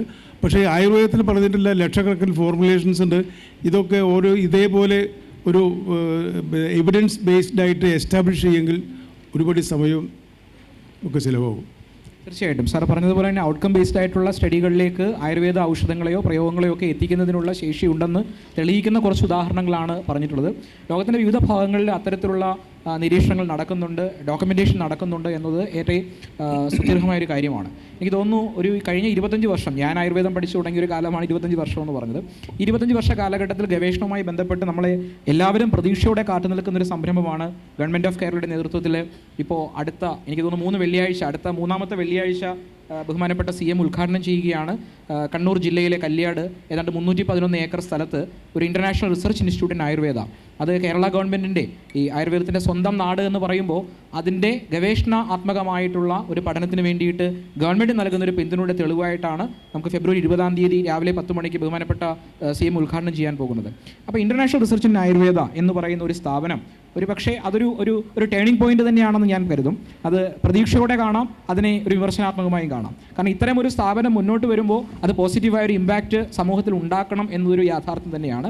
അങ്ങനെ ഉണ്ടാകുന്നില്ലെങ്കിൽ അത് ഒരു പക്ഷേ അഡ്മിനിസ്ട്രേറ്റീവ് പ്രോബ്ലംസ് ആയിരിക്കാം, അതല്ലെങ്കിൽ അത് തീർച്ചയായിട്ടും ആയുർവേദത്തിൻ്റെ എക്സ്റ്റൻസിനെ തന്നെ ചോദ്യം ചെയ്യാവുന്ന ഒരു ഘട്ടത്തിലേക്ക് വേണമെങ്കിൽ എത്താം. അപ്പോൾ ഈ ഒരു സ്ഥാപനത്തിൻ്റെ വരവിനെ സാർ എങ്ങനെയാണ് നോക്കിക്കാണുന്നത്? അതിനെ പ്രത്യേകിച്ച് ഇത്രയും വലിയ ലെഗസി ഉള്ള ഒരു സ്ഥാപനത്തെ മുന്നോട്ട് നയിക്കുന്നവർ എന്ന നിലയിൽ അത്തരം ഒരു സ്ഥാപനവുമായിട്ടുള്ള ഒരു കൊളാബറേഷനെ എങ്ങനെ നോക്കിക്കാണുന്നു? അത് എത്രത്തോളം നമ്മുടെ നമ്മൾ ശാസ്ത്രം എല്ലാവർക്കും വേണ്ടിയുള്ളതാണ്, ആയുർവേദക്കാർക്ക് വേണ്ടി മാത്രമൊന്നുമല്ല. അപ്പോൾ ആ ഗവേഷണത്തെ അത് എങ്ങനെയായിരിക്കും സാർ നോക്കിക്കാണുന്നത്? തീർച്ചയായും വളരെയധികം ആശാവഹമായ ഒരു കാഴ്ചപ്പാടാണ് നമുക്കതിനെക്കുറിച്ചുള്ളത്. ഇത് 2 നിലയ്ക്ക് ആവശ്യമാണ്. ഒന്ന്, ദേശീയ തലത്തിൽ ഇത്തരം പഠനങ്ങൾ വരികയും അത് ഇൻ്റർനാഷണൽ ലെവലിൽ അവതരിപ്പിക്കപ്പെടുകയും വേണം. ഒരു ചെറിയ സ്ഥാപനമോ അല്ലെങ്കിൽ ഒരു അക്കാഡമിക് സ്ഥലത്തോ ഒരു കാര്യം നടന്നു കഴിഞ്ഞാൽ അതിന് അതിൻ്റേതായ ഒരു ലിമിറ്റേഷൻ ഉണ്ട്. പക്ഷേ ഇങ്ങനെ അന്തർദേശീയ തലത്തിൽ അംഗീകരിക്കപ്പെടുന്ന പഠനങ്ങളും പ്രവർത്തനങ്ങളും നടക്കുന്ന ഒരു സ്ഥലം തീർച്ചയായിട്ടും ആയുർവേദത്തിൻ്റെ സയൻറ്റിഫിക് ഫൂട്ടിംഗ് കൃത്യമായും രേഖപ്പെടുത്താനുള്ള ഒരു സ്ഥാപനമായി ഇത് മാറും. ഒരേ സമയത്ത് ഇവിടെ 2 കാര്യങ്ങൾ ചെയ്യേണ്ടതുണ്ടെന്നാണ് എൻ്റെ അഭിപ്രായം. ഒന്ന്, ഈ നേരത്തെ പറഞ്ഞതുപോലെ ജീവിതശൈലി രോഗങ്ങൾ നമുക്ക് ഇപ്പോൾ കോവിഡിന് മരുന്ന് കണ്ടുപിടിച്ച് നമുക്ക് 2 വർഷം മാത്രം പ്രായമുള്ള കോവിഡിന് മരുന്ന് കണ്ടുപിടിച്ച് നമുക്ക് 1000-ങ്ങളോളം വർഷം പഴക്കമുള്ള പ്രമേഹത്തിന് മരുന്ന് കണ്ടുപിടിക്കാൻ പറ്റിയില്ല എന്നുള്ള ഒരുതരം അവസ്ഥയില്ലേ, ആ അവസ്ഥ. അപ്പോൾ അത് എങ്ങനെ വന്നു എന്നുള്ളത് മനസ്സിലാക്കി, അവിടെയാണ് ആയുർവേദത്തിൻ്റെ പൊട്ടൻഷ്യൽ. പാരസെറ്റമോളിന് പകരം ഒരു മരുന്ന് കണ്ടുപിടിക്കലല്ല ആയുർവേദത്തിൻ്റെ പൊട്ടൻഷ്യൽ. ഡയബറ്റീസിനെ നമുക്ക് എങ്ങനെ മാനേജ് ചെയ്യാം എന്നുള്ളത് പഠിക്കലാണ്. അതായത് അത്തരത്തിലുള്ള ഏരിയാസിൽ ഫോക്കസ്ഡ് ആയിട്ട് നമ്മൾ പ്രവർത്തനങ്ങൾ ചെയ്താൽ മാത്രമേ ഇതുകൊണ്ടുള്ള വേണ്ടത്ര അത് ലോകത്തിന് ഉപകാരപ്രദമാവുള്ളൂ. അല്ലെങ്കിൽ ഒരു ഗവേഷണ പ്രബന്ധം ഉണ്ടാവും, അതിന് വളരെയധികം അപ്ലോസ് കിട്ടും, ഒക്കെ ശരിയാണ്. പക്ഷേ ഇവിടെ എന്ത് ഗവേഷണം ചെയ്യുമ്പോഴും അവിടെ സാധാരണക്കാരന്, അതായത് ഈ ക്യാൻസർ രോഗം വരുന്ന അങ്ങേയറ്റത്ത് എത്തുന്ന ഒരാൾക്ക് അവരുടെ നിസ്സഹായാവസ്ഥ കണ്ടുകൊണ്ടുള്ള ഗവേഷണമായിരിക്കണം ഇനി നടക്കേണ്ടത് എന്നുള്ള അഭിപ്രായമാണ് എനിക്കുള്ളത്. ഇത് 2 നിലയ്ക്ക് ചെയ്യാം. നമ്മുടെ ചില മരുന്നുകൾ നമുക്കുണ്ട്, ഈ മരുന്നുകൾ ആക്ട് ചെയ്യേണ്ടത് നമുക്കറിയാം, പക്ഷേ അത് എങ്ങനെ ആക്ട് ചെയ്യണമെന്ന് പറയാൻ നമുക്കറിയില്ല. ഇതിൻ്റെ റിവേഴ്സ് ഫാർമക്കോളജി സാറിന് അറിയാലോ. റിവേഴ്സ് ഫാർമക്കോളജി എന്ന് പറയുന്നത് ഇന്ദുകാന്തം കഷായം കൊടുത്താൽ ഇന്ന ഫലം ഉണ്ടെന്ന് നമുക്ക് ആയുർവേദ ഡോക്ടർമാർക്ക് അറിയാം, പക്ഷേ അത് മറ്റുള്ളവർക്ക് അറിയാൻ സാധ്യതയില്ല. ഇന്ദുകാന്തം കഷായത്തിൻ്റെ മോഡ് ഓഫ് ആക്ഷൻ എങ്ങനെയാണെന്ന് മനസ്സിലാക്കി അതിൻ്റെ റിവേഴ്സ് ഫാർമക്കോളജി പഠിച്ച് ലോകത്തോട് പറഞ്ഞാൽ ഇപ്പോൾ അവൈലബിൾ ആയ നോളജിന് തന്നെ വാലിഡേഷൻ നടക്കും. പിന്നെ എന്ത് ഗവേഷണങ്ങളും ഒരു ഗവേഷണ വിദ്യാർത്ഥിക്ക് വേണ്ടിയോ ആ ഒരു സബ്ജക്റ്റിന് വേണ്ടിയോ ആ ഒരു ഇൻസ്റ്റിറ്റ്യൂട്ടിന് വേണ്ടിയോ ആവരുത് എന്നെനിക്ക് വളരെ കൃത്യമായ ഒരു അഭിപ്രായമുണ്ട്. എന്തുകൊണ്ടെന്ന് വെച്ചാൽ നമ്മുടെ നാട്ടിലെ സ്ഥിതി നമുക്ക് നോക്കാം. ക്യാൻസർ രോഗത്തിൻ്റെ ചികിത്സ, അതിനെക്കുറിച്ച് ഇപ്പോൾ ഞാൻ ആ ഭാഗത്തേക്ക് ഇപ്പോൾ അധികം കടക്കുന്നില്ല. എന്തൊക്കെ പറഞ്ഞാലും ശാസ്ത്രം എത്ര പുരോഗമിച്ചാലും അത് സാധാരണക്കാരിലെത്തുമ്പോൾ മാത്രമാണ് ഇന്ത്യൻ മെഡിക്കൽ സയൻസ് നമ്മൾ കൃത്യം എന്ന് അവകാശപ്പെടുന്ന ആയുർവേദം പോലുള്ള ശാസ്ത്രങ്ങൾക്ക് സഫലമാകുകയുള്ളൂ. അല്ലാതെ നടക്കുന്നതൊക്കെ അതിൻ്റെതായ ലിമിറ്റേഷനോട് കൂടെ മാത്രമേ അംഗീകരിക്കാൻ പറ്റുള്ളൂ. ഈ ഗവൺമെൻറ്റിൻ്റെ കാഴ്ചപ്പാട്, അവിടെ പങ്കെടുക്കാൻ വരുന്നവരുടെ, ശാസ്ത്രജ്ഞരുടെ, വിദ്യാർത്ഥികളുടെ എല്ലാം കൂട്ടമായ സങ്കല്പത്തിൽ ഇതുണ്ടാകണമേ എന്നാണ് എൻ്റെ പ്രാർത്ഥന. തീർച്ചയായിട്ടും സാധാരണക്കാർ എന്നുള്ള വാക്ക് നമ്മുടെ ചർച്ചയിലേക്ക് ഇപ്പോൾ വളരെ കൃത്യമായിട്ട് കടന്നു വന്നിരിക്കുകയാണ്. കാരണം ആയുർവേദം, മനുഷ്യനാണ് ആയുർവേദത്തിൻ്റെ വിഷയമെന്ന് പറയുന്നത്. ആയുർവേദത്തിൻ്റെ ഏറ്റവും ആത്യന്തികമായ വിഷയ തലമെന്ന് പറയുന്നത് മനുഷ്യനാണ്. അപ്പോൾ അവിടെ സാധാരണക്കാരൻ്റെ വിഷയത്തിലേക്ക് വരുമ്പോൾ ഇനി നമ്മൾ ഈ ഗവേഷണം അല്ലെങ്കിൽ അക്കാദമികമായിട്ടുള്ളൊരു ഭാഗത്തു നിന്ന് ഇറങ്ങി വന്നു കഴിഞ്ഞാൽ 1997 ശാസ്ത്ര സാഹിത്യ പരിഷത്ത് പ്രസിദ്ധം ചെയ്ത ഒരു പുസ്തകത്തിൽ പറയുന്നത് ആയുർവേദത്തിൻ്റെ സിദ്ധാന്തങ്ങളെ വിമർശിക്കുന്നതിനോടൊപ്പം തന്നെ 97 ഓർക്കണം, സാധാരണക്കാർക്ക് അപ്രാപ്യമാകുന്ന രീതിയിലേക്ക് ആയുർവേദത്തിൻ്റെ ചികിത്സ വല്ലാണ്ട് വിലയേറിപ്പോകുന്നു എന്നുള്ള ഒരു പരാതിയുണ്ട്. 97 നമ്മളിപ്പോൾ 2026. അപ്പോൾ അവിടെ നിന്ന് ഇങ്ങോട്ടുള്ള മൂല്യശോഷണത്തിൻ്റെ സാമ്പത്തിക മൂല്യശോഷണത്തിൻ്റെ കണക്കിലെടുത്തു കഴിഞ്ഞാൽ ചികിത്സ വളരെയേറെ ചിലവേറിയതാകുന്നു എന്ന ഒരു യാഥാർത്ഥ്യം ഉണ്ട്. എന്തായിരിക്കാം അതിൻ്റെ കാരണം, അതിനെ എങ്ങനെ നമുക്ക് പ്രതിരോധിക്കാൻ കഴിയും? കാരണം ചികിത്സ വല്ലാതെ പോയി കഴിഞ്ഞാൽ നമുക്ക് മിഡിൽ ക്ലാസ്സുകാരുടെയോ അതല്ലെങ്കിൽ അതിനും മുകളിലുള്ള ആളുകൾക്കോ മാത്രമല്ല, ഇന്ത്യ എന്നുള്ള ഭൂമിക, 145 കോടി ജനങ്ങൾ, നമ്മുടെ പ്രയോറിറ്റികൾ, അതിലെ ആരോഗ്യം ഒരു പ്രയോറിറ്റി തന്നെയാണ്. സ്വാഭാവികമായിട്ടും അതിലേക്കുള്ള വിനിമയശേഷി ജനങ്ങൾക്കുണ്ടാകണമെന്നുണ്ടെങ്കിൽ താരതമ്യേന ചെലവ് കുറഞ്ഞ ചികിത്സ എത്തണം. അപ്പോൾ ആയുർവേദ്യശാല പോലുള്ള ഒരു സ്ഥാപനം നമ്മുടെ ഈ ഔഷധ നിർമ്മാണത്തിൽ കൂടി നിൽക്കുന്ന ഒരു കാലഘട്ടത്തിൽ എന്തുകൊണ്ടാണ് ചികിത്സ ഇത്രയേറെ വിലയേറിയാവുന്നത്? പ്രായോഗികമായിട്ട് നമുക്ക് എങ്ങനെ വില കുറയ്ക്കാൻ പറ്റും? നല്ല ചോദ്യമാണ്. പക്ഷേ അതിന് 2-3 കാരണങ്ങളുണ്ട്. ഒന്നാമത് ഇത് ആയുർവേദ ഫോർമുലേഷൻസ് മുഴുവൻ ഒരു തവണ ഒരു രോഗിക്ക് കൊടുക്കാനുള്ള ക്വാണ്ടിറ്റി പറഞ്ഞിട്ടുള്ളൂ. ഏത് ഔഷധം എടുത്ത് നോക്കിക്കോളൂ, അല്ലെങ്കിൽ വല്ല ലേഹങ്ങളോ അല്ലെങ്കിൽ ഘൃതങ്ങളൊക്കെ ആണെങ്കിൽ കൂടുതൽ ഉണ്ടാക്കി, അതും ഒരു പരിധി കഴിഞ്ഞുണ്ടാക്കി ഒരു വ്യാവസായിക അടിസ്ഥാനത്തിൽ ഉണ്ടാക്കാനുള്ള ഫോർമുലേഷൻ അല്ല, അതിൻ്റെ ക്വാണ്ടിറ്റി അല്ല പറഞ്ഞിട്ടുള്ളത്.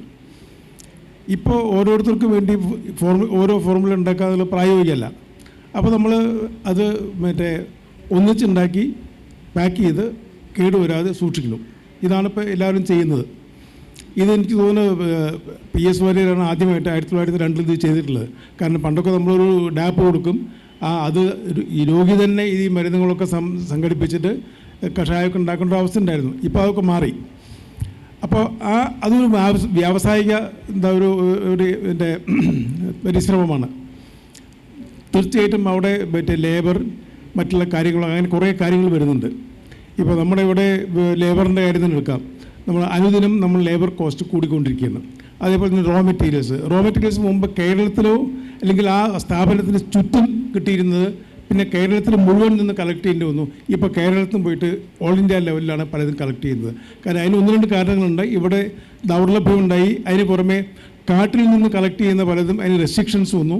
അപ്പോൾ അതിനുള്ള നിയമവിധേയമായിട്ട് അത് കൊണ്ടുവരുന്നതിനുള്ള ചിലവ് കൂടി. പിന്നെ പലതും ഓൾ ഇന്ത്യ, ഇപ്പോൾ ഹിമാലയത്തിലൊക്കെ വളരുന്ന ചെടികൾ നമ്മൾ ഉപയോഗിക്കുന്നുണ്ട്. അപ്പോൾ അവിടെ നിന്നൊക്കെ വരുമ്പോൾ ഇതിൻ്റെ വില കൂടുകയാണ്. നേരെ മറിച്ച് ഒരാൾക്ക് ഉപയോഗിക്കുകയാണെങ്കിൽ അതിൽ പറയുന്നുണ്ട്, ഇപ്പോൾ ഒരു പ്രത്യേക യോഗത്തിൽ ഒരു പ്രത്യേക ഔഷധം കിട്ടിയില്ലെങ്കിൽ അതില്ലാണ്ട് അതിന് പ്രതിവിധിയായിട്ട് ഉണ്ടാക്കാൻ പറയുന്നുണ്ട്. പക്ഷേ ഒരു വ്യാവസായിക അടിസ്ഥാനത്തിൽ ചെയ്യുമ്പോൾ അത് ചെയ്യാൻ പറ്റില്ല. കാരണം ഇത് ഗവൺമെൻറ് ഓഫ് ഇന്ത്യ നിശ്ചയിച്ചിട്ടുള്ള ആ ഒരു അപ്രൂവൽ പ്രകാരം, ആയുർവേദിക് ഫോർമുല പ്രകാരം ഒക്കെ ഇത് ഉണ്ടാക്കാൻ പറ്റുള്ളൂ. അപ്പോൾ അങ്ങനെ വരുമ്പോൾ സ്വാഭാവികമായിട്ടും കുറച്ച് വില കൂടും. അതേപോലെ തന്നെ ഇപ്പോൾ ചികിത്സകളും ഇപ്പോൾ പഞ്ചകർമ്മ ചികിത്സ ചെയ്യണമെങ്കിൽ അഭ്യംഗം, അതേപോലെ വസ്തി, ഇതിലൊക്കെ നിയതമായിട്ടുള്ള പ്രിസ്ക്രൈബ്ഡ് സ്റ്റാൻഡേർഡ്സ് ഉണ്ട്. അത് ചെയ്യുന്നത് ആരാണ്? സൂപ്പർവൈസ് ചെയ്യുന്ന ഡോക്ടറാണ്. ചെയ്യുന്നത് ട്രെയിൻഡ് മാസിയറാണ്. അവരൊക്കെ ഈ പറഞ്ഞ പോലെ ലേബർ കാറ്റഗറിയിൽ വരുന്നതാണ്. അപ്പോൾ ലേബറിൻ്റെ വില കൂടുമ്പോൾ ഇതും കൂടും. പക്ഷേ ഇതിനൊക്കെ പരിഹാരമായിട്ട് ഇപ്പോൾ ഗവൺമെൻറ് ഹോസ്പിറ്റലുകളൊക്കെ ചാരിറ്റബിളായിട്ട് ചെയ്യുന്നുണ്ട്. ആരോഗ്യശാലകൾക്ക് ഒരു ഫുൾ ഫ്ലെഡ്ജ് ചാരിറ്റബിൾ ഹോസ്പിറ്റലുണ്ട്. അതേപോലെ തന്നെ എല്ലാവർക്കും ഇത്ര വില കൂടിയ മരുന്ന് എഴുതണമെന്നില്ല. ഒരു അസുഖത്തിന് തന്നെ പലതരം ഫോർമുലേഷൻസ് ഉണ്ട്.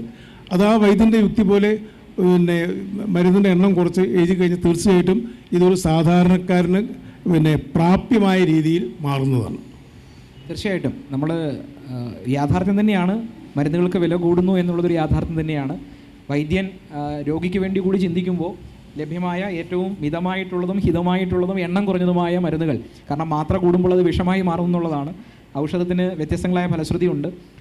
ഒരേ ഫലശ്രുതിയുള്ള വ്യത്യസ്ത ഔഷധങ്ങളുണ്ട്. ഒരു രോഗത്തിന് വ്യത്യസ്തമായ ഔഷധങ്ങൾ, ഒരേ ഫലശ്രുതിയുള്ള വ്യത്യസ്ത ഔഷധങ്ങൾ ഉപയോഗിച്ച് നമ്മൾ ചികിത്സിക്കേണ്ട ഒരു സാഹചര്യമില്ല. ഇനി നമുക്കൊരു 2 മിനിറ്റ് കൂടിയാണ് നമുക്ക് സദസ്സിലേക്ക് പോകുന്നതിന് മുമ്പുള്ളത്. ഒരു ചോദ്യം കൂടി അവസാനിപ്പിച്ചുകൊണ്ട്, ഒറ്റ ചോദ്യത്തിൽ അവസാനിപ്പിച്ചുകൊണ്ട് 2 മിനിറ്റിന് ശേഷം നമുക്ക് ഓഡിയൻസിലേക്ക് പോകാമെന്ന് കരുതുന്നു. ആയുർവേദത്തെ സംബന്ധമായി ഇന്ന് ഏറ്റവും അധികം നമ്മളറിയാമല്ലോ, വിവാദം എന്ന് പറയുന്നൊരു വ്യവസായം പോലെയോ പെട്ടെന്ന് ആകർഷിക്കുന്ന ഒരു ഘടകമാണ്. സോഷ്യൽ മീഡിയ പ്ലാറ്റ്ഫോമുകളിൽ ആയുർവേദത്തിനോടുള്ള ഒരു എതിർപ്പ് അത് പലപ്പോഴും ഒരു സംവാദത്തിൻ്റെ ഭാഷ ഒക്കെ കടന്നുകൊണ്ട്, പരസ്പര ബഹുമാനത്തിൻ്റെ ഭാഷ കടന്നുകൊണ്ട്, നമ്മളൊക്കെ തന്നെ ജീവിത സന്ധാരണത്തിന് വേണ്ടിയിട്ടാണ് ആയുർവേദ ഡോക്ടർ ആകുന്നതോ അതല്ലെങ്കിൽ മൃഗ ഡോക്ടർ ആകുന്നതോ സാഹിത്യകാരനാകുന്നതോ ഒക്കെ തന്നെ. അടിസ്ഥാനപരമായിട്ട് ഇന്നലെ ബഹുമാനപ്പെട്ട മന്ത്രി ബജറ്റ് പ്രസംഗത്തിൽ പറഞ്ഞതുപോലെ എരിയുന്ന വയറിൻ്റെ തീ തന്നെയാണ് ഏതൊരു ആചാര്യൻ്റെയും ഏതൊരു സാധാരണക്കാരൻ്റെയും പ്രശ്നമെന്ന് പറയുന്നത്. വിമർശനങ്ങൾ തീർച്ചയായിട്ടും സ്വാഗതാർഹമാണ്. പക്ഷേ ആ വിമർശനങ്ങളുടെ ഒരു നില തെറ്റിപ്പോകുന്നു എന്ന് പറയുന്നത് പലപ്പോഴും വിമർശനം കേൾക്കുന്നവരുടെ നില തെറ്റാൻ കാരണമാകുന്നുണ്ട്. അവിടെ അത്തരത്തിലുള്ള സാമൂഹിക മാധ്യമ വിമർശനങ്ങൾ അത് പലപ്പോഴും ക്വാളിഫൈഡ് ആയിട്ടുള്ള ആളുകൾ തന്നെ ചെയ്യുന്നു. ഇതൊക്കെ തന്നെ ഒരു പക്ഷേ അതിനോടുള്ള കൃത്യമായ പ്രതികരണം ഉണ്ടായില്ലെങ്കിൽ അപകടത്തിലേക്ക് പോകാം. ഇത്തരമൊരു വേദിയിൽ എനിക്ക് തോന്നുന്നു അത് ചർച്ച ചെയ്യപ്പെടാതെ പോകുന്നത്, അതിൽ നിന്ന് ഒഴിഞ്ഞു പോകുന്നത് ശരിയല്ല. അതിനെ എങ്ങനെയാണ് സാർ കാണുന്നത്? സാർ പറഞ്ഞത് വലിയൊരു പ്രതിഭാസമാണ്. കാലത്തിൽ വന്ന ഒരു പ്രതിഭാസം എന്ന് മാത്രമേ അതിനെപ്പറ്റി പറയാൻ എനിക്ക് പറ്റുന്നുള്ളൂ.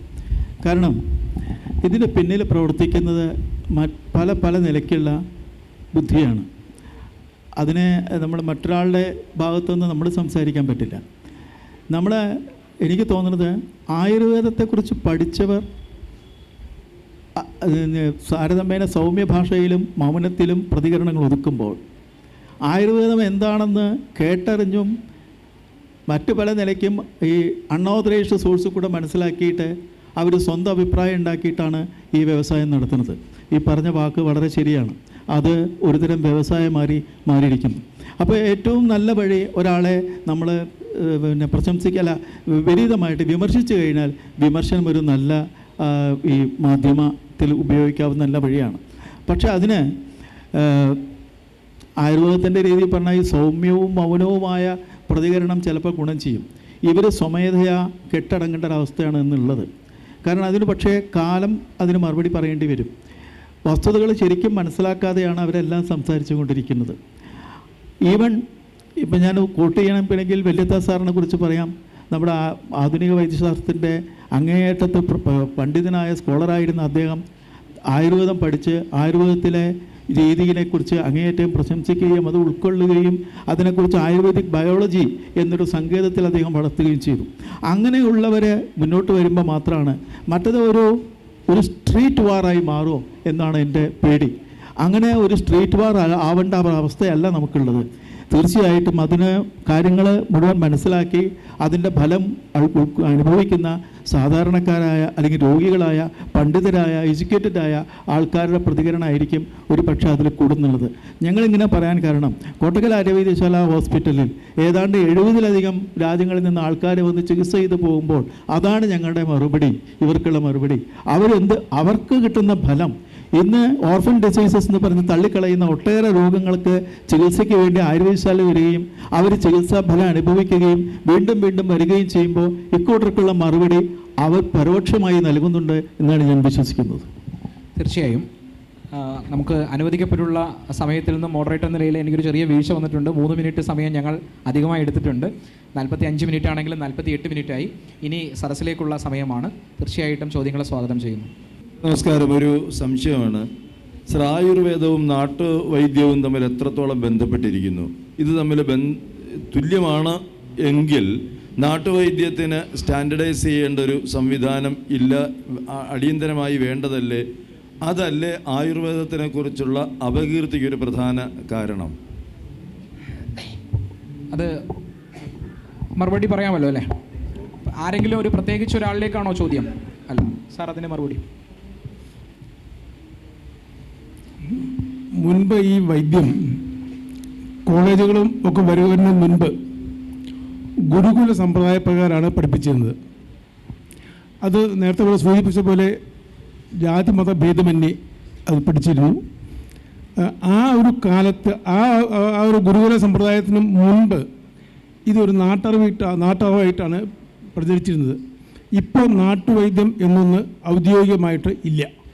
1972 ശേഷം ഇത് ഡ്രഗ്സ് ആൻഡ് കോസ്മെറ്റിക് ആക്ടിൽ ആയുർവേദത്തിൽ കൂടി ഉൾപ്പെടുത്തിയതിന് ശേഷം പാരമ്പര്യ വൈദ്യന്മാരോ അല്ലെങ്കിൽ ഇത് സർട്ടിഫൈഡ് വൈദ്യന്മാരോ ഗ്രാൻഡ് വൈദ്യന്മാരോ ഇല്ല. കോളേജുകളിൽ പഠിച്ചിട്ടുള്ള ഡോക്ടർമാർ മാത്രമേ ഉള്ളൂ. അപ്പോൾ ഇപ്പോൾ നാട്ടുവൈദ്യം എന്നൊരു ഒരു അവസ്ഥ ഇല്ലാതെ തന്നെ പറയാം. ഇപ്പോൾ ക്വാളിഫൈഡ് ഫിസിഷ്യൻസ് മാത്രമേ ഉള്ളൂ. അപ്പോൾ അത് വരുന്നതിന് മുൻപുള്ള കാലഘട്ടത്തെ ഇത് വിളിച്ചിരുന്നതാണ് നാട്ടുവൈദ്യം. അത്രയേ ഉള്ളൂ. തൃപ്തികരമായിരിക്കുന്നു എന്ന് കരുതുന്നു. മറ്റെന്തെങ്കിലും ചോദ്യങ്ങൾ? ഇവിടെ മുരളീധരൻ സാർ പറയുകയുണ്ടായി, കുറച്ച് മാസങ്ങൾ കൊണ്ട് എങ്ങനെയാണ് കോവിഡ് എന്ന് പറയുന്ന ഒരു രോഗത്തിന് നമുക്ക് മരുന്നുണ്ടാക്കാൻ, വാക്സിനേഷൻ ഉണ്ടാക്കാൻ കഴിഞ്ഞത്, പക്ഷേ പ്രമേഹത്തിന് എന്തുകൊണ്ട് കഴിഞ്ഞില്ല എന്ന് ചോദിക്കുകയുണ്ടായി. പക്ഷേ ഇതിനുള്ള ഉത്തരം എന്ന് പറയുന്നത് കോവിഡ് എന്ന് പറയുന്നത് ഒരു പകർച്ചവ്യാധിയാണെന്നും രോഗാണു ഉണ്ടാക്കുന്നതാണെന്നും എന്നാൽ പ്രമേഹം ഒരു ജീവിതശൈലി രോഗമാണെന്നും തിരിച്ചറിയുമ്പോഴല്ലേ അതിൻ്റെ വ്യത്യാസം നമ്മൾ മനസ്സിലാക്കേണ്ടത്. ഇനി അതൊരു ഉത്തരമായി പറഞ്ഞാണ് ഈ ചോദ്യമായിട്ടുള്ളത്, ഒരാൾക്കൊരു മഞ്ഞപ്പിത്തമോ ക്യാൻസറോ വരുന്ന സമയത്ത് വളരെ തുച്ഛമായ ചിലവിൽ ശാസ്ത്രീയമായ അടിത്തറയോടുകൂടിയുള്ള മോഡേൺ മെഡിസിൻ ഏറ്റവും സുലഭമായി ലഭ്യമാകുന്ന ഒരു സമൂഹത്തിൽ ആ വ്യക്തി എന്തിന് ശാസ്ത്രീയ അടിത്തറയില്ലാത്ത വലിയ ചിലവുകൾ വരുന്ന, ഇന്നും കിഡ്നിക്കും മറ്റ് രോഗങ്ങൾക്കുമൊക്കെ ഈ പറയുന്ന ആയുർവേദ മരുന്നുകൾ ഉപയോഗിച്ചതിൻ്റെ ഫലമായി ആശുപത്രിയിൽ എത്തേണ്ടി വരുന്ന ആളുകളുടെ ഒരു ട്രാക്ക് റെക്കോർഡുള്ള ആയുർവേദത്തെ എന്തുകൊണ്ട് മോഡേൺ മെഡിസിന് പകരമായി സ്വീകരിക്കണം? ആയുർവേദത്തിൻ്റെ സ്കോപ്പിനെ കുറിച്ചാണ് നേരത്തെ ഞാൻ സൂചിപ്പിച്ചത്. ജീവിതശൈലി രോഗങ്ങളുടെ സ്ഥലത്തേക്ക് ഒരു കണ്ണ് വയ്ക്കുകയാണ്. അതായിരിക്കാം ആയുർവേദത്തിൻ്റെ കൂടുതൽ പൊട്ടൻഷ്യൽസ് ഉപയോഗപ്പെടുത്താവുന്നൊരു സ്ഥലം എന്ന് തന്നെയാണ് എൻ്റെ ഉദ്ദേശം. ഈ രോഗാണു സംക്രമണം തടയാനോ സർജറിക്ക് പകരം നിൽക്കാനോ ആയുർവേദത്തിൻ്റെ പ്രാപ്തി ഇന്നത്തെ ആയുർവേദത്തിനില്ല എന്ന് ഞാൻ സമ്മതിച്ചുകൊണ്ട് തന്നെ ആയുർവേദത്തിൻ്റെ മേഖല എന്തായിരിക്കണം എന്നുള്ളതാണ് ഞാൻ പറഞ്ഞിട്ടുള്ള കാര്യം. ആയുർവേദത്തിനെ സംബന്ധിച്ചിടത്തോളം താങ്കൾ പറഞ്ഞതിനോട് എനിക്ക് പൂർണ്ണമായി യോജിപ്പാണുള്ളത്. 2 തരം രോഗാവസ്ഥകളുണ്ട്. ഒന്നാമത്തെ രോഗം സത്വരമായ നടപടികൾ സ്വീകരിക്കേണ്ട ഒരവസ്ഥയുണ്ട്. ഒരു രോഗി, കോവിഡ് രോഗിയാവട്ടെ മറ്റൊരു രോഗിയാവട്ടെ, ഏറ്റവും അധികം ഓക്സിജൻ ആവശ്യപ്പെടുന്നൊരു സമയത്ത് ഓക്സിജൻ കൊടുക്കുകയും ബ്ലഡ് ട്രാൻസ്ഫ്യൂഷൻ ചെയ്യേണ്ട സമയത്ത് അത് ചെയ്യണമെന്ന് തന്നെയാണ് ആത്യയിക ചികിത്സ എന്ന് ആയുർവേദം പറയുന്നത്. ആ സമയത്ത് ഒരിക്കലും തന്നെ ഈ മറ്റ് ചികിത്സകൾക്ക് പോകരുത്. ആത്യയിക ചികിത്സ ചെയ്യാൻ വൈദ്യന് ഏതറ്റം വരെ പോവാം, അവൈലബിൾ ആയിട്ടുള്ള ഏത് ഇൻഫർമേഷനും ഉപയോഗിക്കാം. ഇന്നും അതുതന്നെയാണ് നമ്മൾ ചെയ്തു വരുന്നത്. പക്ഷേ ഈ പറയുന്നത് പോലെ പ്രമേഹത്തിൻ്റെ കാമലാരോഗത്തിൻ്റെ അല്ലെങ്കിൽ മഞ്ഞപ്പിത്തത്തിൻ്റെ ഒരു മൂർധന്യാവസ്ഥയിൽ തീർച്ചയായും മോഡേൺ മെഡിസിൻ്റെ എല്ലാവിധ സഹായങ്ങളും ഡയഗ്നോസ്റ്റിക് ടൂൾസ് ഉപയോഗിച്ചുള്ള അസസ്മെൻറ്റും എല്ലാം തന്നെ വേണ്ടിവരും. പക്ഷേ അതോടുകൂടെ താൽക്കാലികമായൊരു രോഗശാന്തി കിട്ടിയാൽ തന്നെയും ഈ രോഗബാധിതമായ അവയവം അങ്ങനെ തന്നെ നിൽക്കുന്നു എന്നുള്ളതാണ് സത്യം. അപ്പോൾ അവിടെ സ്വീകരിക്കേണ്ട ആഹാരക്രമങ്ങളും ദിനചര്യകളും അതിൽ തുറന്നു നൽകേണ്ട ഹെപ്പാറ്റോ പ്രൊട്ടക്റ്റീവ് ആയിട്ടുള്ള മരുന്നുകളുടെ ആവശ്യവുമുണ്ട്. ഈ ഓട്ടോ ഇമ്മ്യൂൺ ഡിസീസസ് വളരെയധികം മറ്റൊരു സ്ഥലത്തേക്ക് ഞാൻ പോവുകയാണ്. ഓട്ടോ ഇമ്മ്യൂൺ ഡിസീസസ് ധാരാളം കൂടി വരുന്ന ഒരു കാലഘട്ടത്തിലാണ് നാം ജീവിക്കുന്നത്. ഓട്ടോ ഇമ്മ്യൂൺ ഡിസീസിൽ ഏറ്റവും പ്രധാനമായിട്ട് കാണുന്ന ഒരു സാധാരണക്കാർ ഏറ്റവും അധികം അനുഭവപ്പെടുന്ന ഒന്നാണ് ആർത്രൈറ്റിസ്. ആർത്രൈറ്റിസിൻ്റെ ട്രീറ്റ്മെൻറ്റ് പ്രോട്ടോക്കോളിനെ കുറിച്ച് സാറിന് അറിയുമെന്ന് ഞാൻ വിചാരിക്കുന്നു. അവിടെ കൊടുക്കുന്ന മരുന്നുകൾ ഉപയോഗിക്കുമ്പോൾ താൽക്കാലിക ശാന്തി ഉണ്ടാകുന്നു, രോഗിക്ക് ആശ്വാസം ഉണ്ടായിരുന്നു എന്നുള്ളത് സത്യസന്ധമാണ്. പക്ഷേ എത്ര കാലം ആ മരുന്ന് ഉപയോഗിച്ച് ആ രോഗശാന്തി നിലനിർത്താനും രോഗിയുടെ ആരോഗ്യ സംരക്ഷണം സാധിക്കുമെന്നുള്ളത് അത് ഉപയോഗിക്കുന്ന രോഗികൾക്കും അത് പ്രിസ്ക്രൈബ് ചെയ്യുന്ന ഡോക്ടർക്കും വളരെ സത്യസന്ധമായ ന്യൂട്രലായിട്ടൊരു സമീപനമുള്ള ഏതൊരു വിദ്യാഭ്യാസ സമ്പന്നനും അതിൻ്റെ ഉത്തരം കണ്ടെത്താൻ പറ്റും.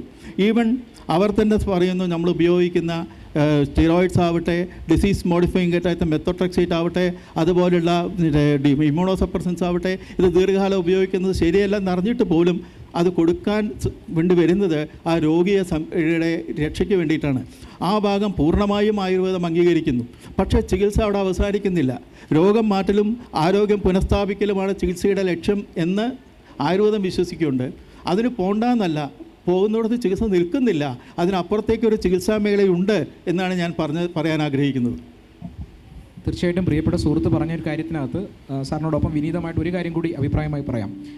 ഉന്നയിച്ച ചോദ്യത്തിനകത്ത് അടങ്ങിയിരിക്കുന്ന വിമർശനത്തിൻ്റെ ആഴം വളരെ കൃത്യമാണ്, സത്യവുമായിട്ടുള്ളൊരു കാര്യം തന്നെയാണ്. പക്ഷേ അതിനകത്ത് 2 ഘട്ടങ്ങളായിട്ട് അതിനെ ഒന്ന് വിവേചിച്ചറിയണമെന്ന് ഞാൻ കരുതുന്നു. ഇപ്പോൾ നമുക്ക് ക്യാൻസർ അല്ലെങ്കിൽ അർബുദം എന്ന് പറയുമ്പോൾ, അർബുദം ആയുർവേദത്തിൻ്റെ ഭാഷയിലും മോഡേൺ മെഡിസിൻ്റെ ഭാഷയിലും ഒക്കെ തന്നെ ഇന്ന് അവതരിപ്പിക്കപ്പെട്ടുകൊണ്ടിരിക്കുന്ന എല്ലാ നിരീക്ഷണങ്ങളും പറയുന്നത് അതൊരു ജീവിതശൈലിയുമായി നിൽക്കുന്ന ഒരു രോഗം തന്നെയാണ്. ഇപ്പോൾ government of India non communicable ഡിസീസിന് വേണ്ടിയുള്ള ഗൈഡ് ലൈൻസ് പുറത്തിറക്കിയിട്ടുണ്ട്. നമുക്ക് നാഷണൽ ഹെൽത്ത് പ്രോഗ്രാംസും ഉണ്ട്. അതിൽ പ്രമേഹത്തോടൊപ്പം തന്നെ ഉൾപ്പെടുത്തിയിരിക്കുന്ന രോഗമാണ് അർബുദവും. അർബുദം കൃത്യമായ അർത്ഥത്തിൽ അതൊരു ജീവിതശൈലി രോഗം തന്നെയാണ്. പ്രമേഹം എന്ന് പറയുന്ന തുടക്കത്തിൽ ഒരു സിസ്റ്റത്തെ മാത്രം ബാധിക്കുകയും എന്നാൽ കാലക്രമേണ മൾട്ടിപ്പിൾ ഓർഗൻ ഡാമേജിലേക്ക് നയിക്കുകയും ചെയ്യുന്നു. അത് നമുക്കറിയാം. കാരണം ഏറ്റവും കൂടുതൽ കോംപ്ലിക്കേഷൻസ് വരുന്ന ഒരു രോഗമാണ് പ്രമേഹം. പക്ഷേ ആ കോംപ്ലിക്കേഷൻസിലേക്ക് ശരീരം പോകണമെങ്കിൽ ഒരുപക്ഷെ നിങ്ങൾക്ക് 10-20 വർഷം എടുക്കാം. നിങ്ങൾ 20 വർഷവും നോർമൽ ഗ്ലൂക്കോസ് ലെവലിലേക്ക് നമ്മുടെ ശരീരത്തെ കൊണ്ടുപോയാലും 20ാമത്തെ വർഷമോ 10ാമത്തെ വർഷമോ ഏറ്റവും പുതിയ പഠനങ്ങളനുസരിച്ച് 5ാമത്തെ വർഷം മുതൽ 7ാമത്തെ വർഷം വരെ നിങ്ങൾക്ക് ഡയബറ്റിക് ന്യൂറോപ്പതി വരാം. പക്ഷേ അർബുദത്തെ സംബന്ധിച്ച് ഇവിടെ ഉണ്ടാകുന്ന മാറ്റം അതുണ്ടാക്കുന്ന ഒരു സിസ്റ്റമിക് ഡാമേജ് എന്ന് പറയുന്നത് വളരെ വേഗത്തിൽ സംഭവിക്കുന്ന ഒന്നാണ്. 20 വർഷം കൊണ്ട് സംഭവിക്കുന്ന ഒരു മാറ്റം 20 ആഴ്ചകൾ കൊണ്ടോ 20 മാസങ്ങൾ കൊണ്ടോ സംഭവിക്കുന്ന രീതിയിലേക്ക് വരുമ്പോഴാണ് അർബുദം വളരെ പെട്ടെന്ന് മരണകാരിയായി മാറുന്നത്. അതിനെ സംബന്ധിച്ച് ആയുർവേദത്തിൻ്റെ സിദ്ധാന്തങ്ങളോ അല്ലെങ്കിൽ ആയുർവേദം പ്രാക്ടീസ് ചെയ്യുന്നവരോ ഒന്നും തന്നെ ഒരു പ്രത്യേക റെമഡിയോ ഒരു മാജിക്കൽ റെമഡിയോ ഒന്നും പറയുന്നില്ല. പ്രിയപ്പെട്ട സുഹൃത്തിൻ്റെ മനസ്സിലൂടെ ഒരുപക്ഷെ കടന്നുപോയിട്ടുണ്ടാവുക ലക്ഷ്മീധരവും ഉള്ളാത്തയും ഒക്കെയാണ്. ലക്ഷ്മീധരവും ഉള്ളാത്തയും ഒക്കെ തന്നെ സസ്യവിഭാഗത്തിൽപ്പെടുന്നതായതുകൊണ്ട് അതിൻ്റെയൊക്കെ ഉത്തരവാദിത്തം ആയുർവേദത്തിനാണെന്ന് ദയവായി ധരിക്കരുത്. ഒരു ക്വാളിഫൈഡ് ഫിസിഷ്യൻസും ആയുർവേദത്തിലുള്ളവർ പറയില്ല ഇതൊരു വിശേഷ ഔഷധമാണ് എന്ന് പറയില്ല. അതേസമയം ആയുർവേദത്തിൽ വിശേഷമായിട്ട് അവതരിക്കപ്പെട്ടുള്ള കുറച്ച് ഔഷധങ്ങളുണ്ട്. അതിനെ ആഹാരത്തിൻ്റെ ഭാഗമാക്കി അത് ഒന്നിച്ച്, ഇപ്പോൾ നിങ്ങൾ നെല്ലിക്ക എടുത്തിട്ട് 1 കിലോ നെല്ലിക്ക ഒന്നിച്ച് കഴിച്ചാൽ അത് ശരീരത്തിന് ഡാമേജ് ഉണ്ടാക്കും. ക്യാരറ്റ് 1 കിലോ ഒന്നിച്ച് കഴിച്ചാൽ അത് ഹൈപ്പർ വിറ്റാമിനോസ് എന്ന് പറയുന്ന ഒരു വലിയ ടോക്സിക് സ്റ്റേജിലേക്ക് പോകും. അത് നമ്മുടെ ആഹാരത്തിൻ്റെയും ജീവിതചര്യയുടെയും ഭാഗമാക്കി നിരന്തരമായ ഉപയോഗം മാത്രമാണ് ആയുർവേദം പറയുന്നത്. ഏതെങ്കിലും തരത്തിലുള്ള ഇൻഫ്ലുവൻസേഴ്സ് അവർ ഒരു ലക്ഷ്മി തരുവിനെയോ മുള്ളാത്തയോ അവതരിപ്പിച്ചാൽ അതിനൊരു ബൊട്ടാണിക്കൽ നെയിം ഉള്ളതുകൊണ്ട് മാത്രം അത് ആയുർവേദത്തിൻ്റെ ബാധ്യതയാകുന്നില്ല എന്ന് ദയവായിട്ട് തിരിച്ചറിയണം. ഓക്കെ, തീർച്ചയായിട്ടും ഈ ഒരു അവസരം ഇത്രയും ഏറ്റവും എൻ്റെ ഗുരുനാഥന്മാരായിട്ടുള്ള ആളുകളോടൊപ്പം ഇങ്ങനെ ഒരു അവസരം നൽകിയത്, ഈ ഒരു സദസ്സ് ഇത്രയും താല്പര്യത്തോടു കൂടി ഇത് കേട്ടുകൊണ്ടിരുന്നത്, തീർച്ചയായിട്ടും ഈ ഒരു അക്ഷര സംവാദത്തിൻ്റെ ഭാഗമായിട്ട് ഇങ്ങനൊരു അവസരം നൽകിയതിന് വ്യക്തിപരമായി ഞാൻ നന്ദി പറയുകയാണ്. ഈ ഒരു പാനലിൻ്റെ പേരിലും അതിൻ്റെ മോഡറേറ്റർ നന്ദി പറയുകയാണ്. Thank you.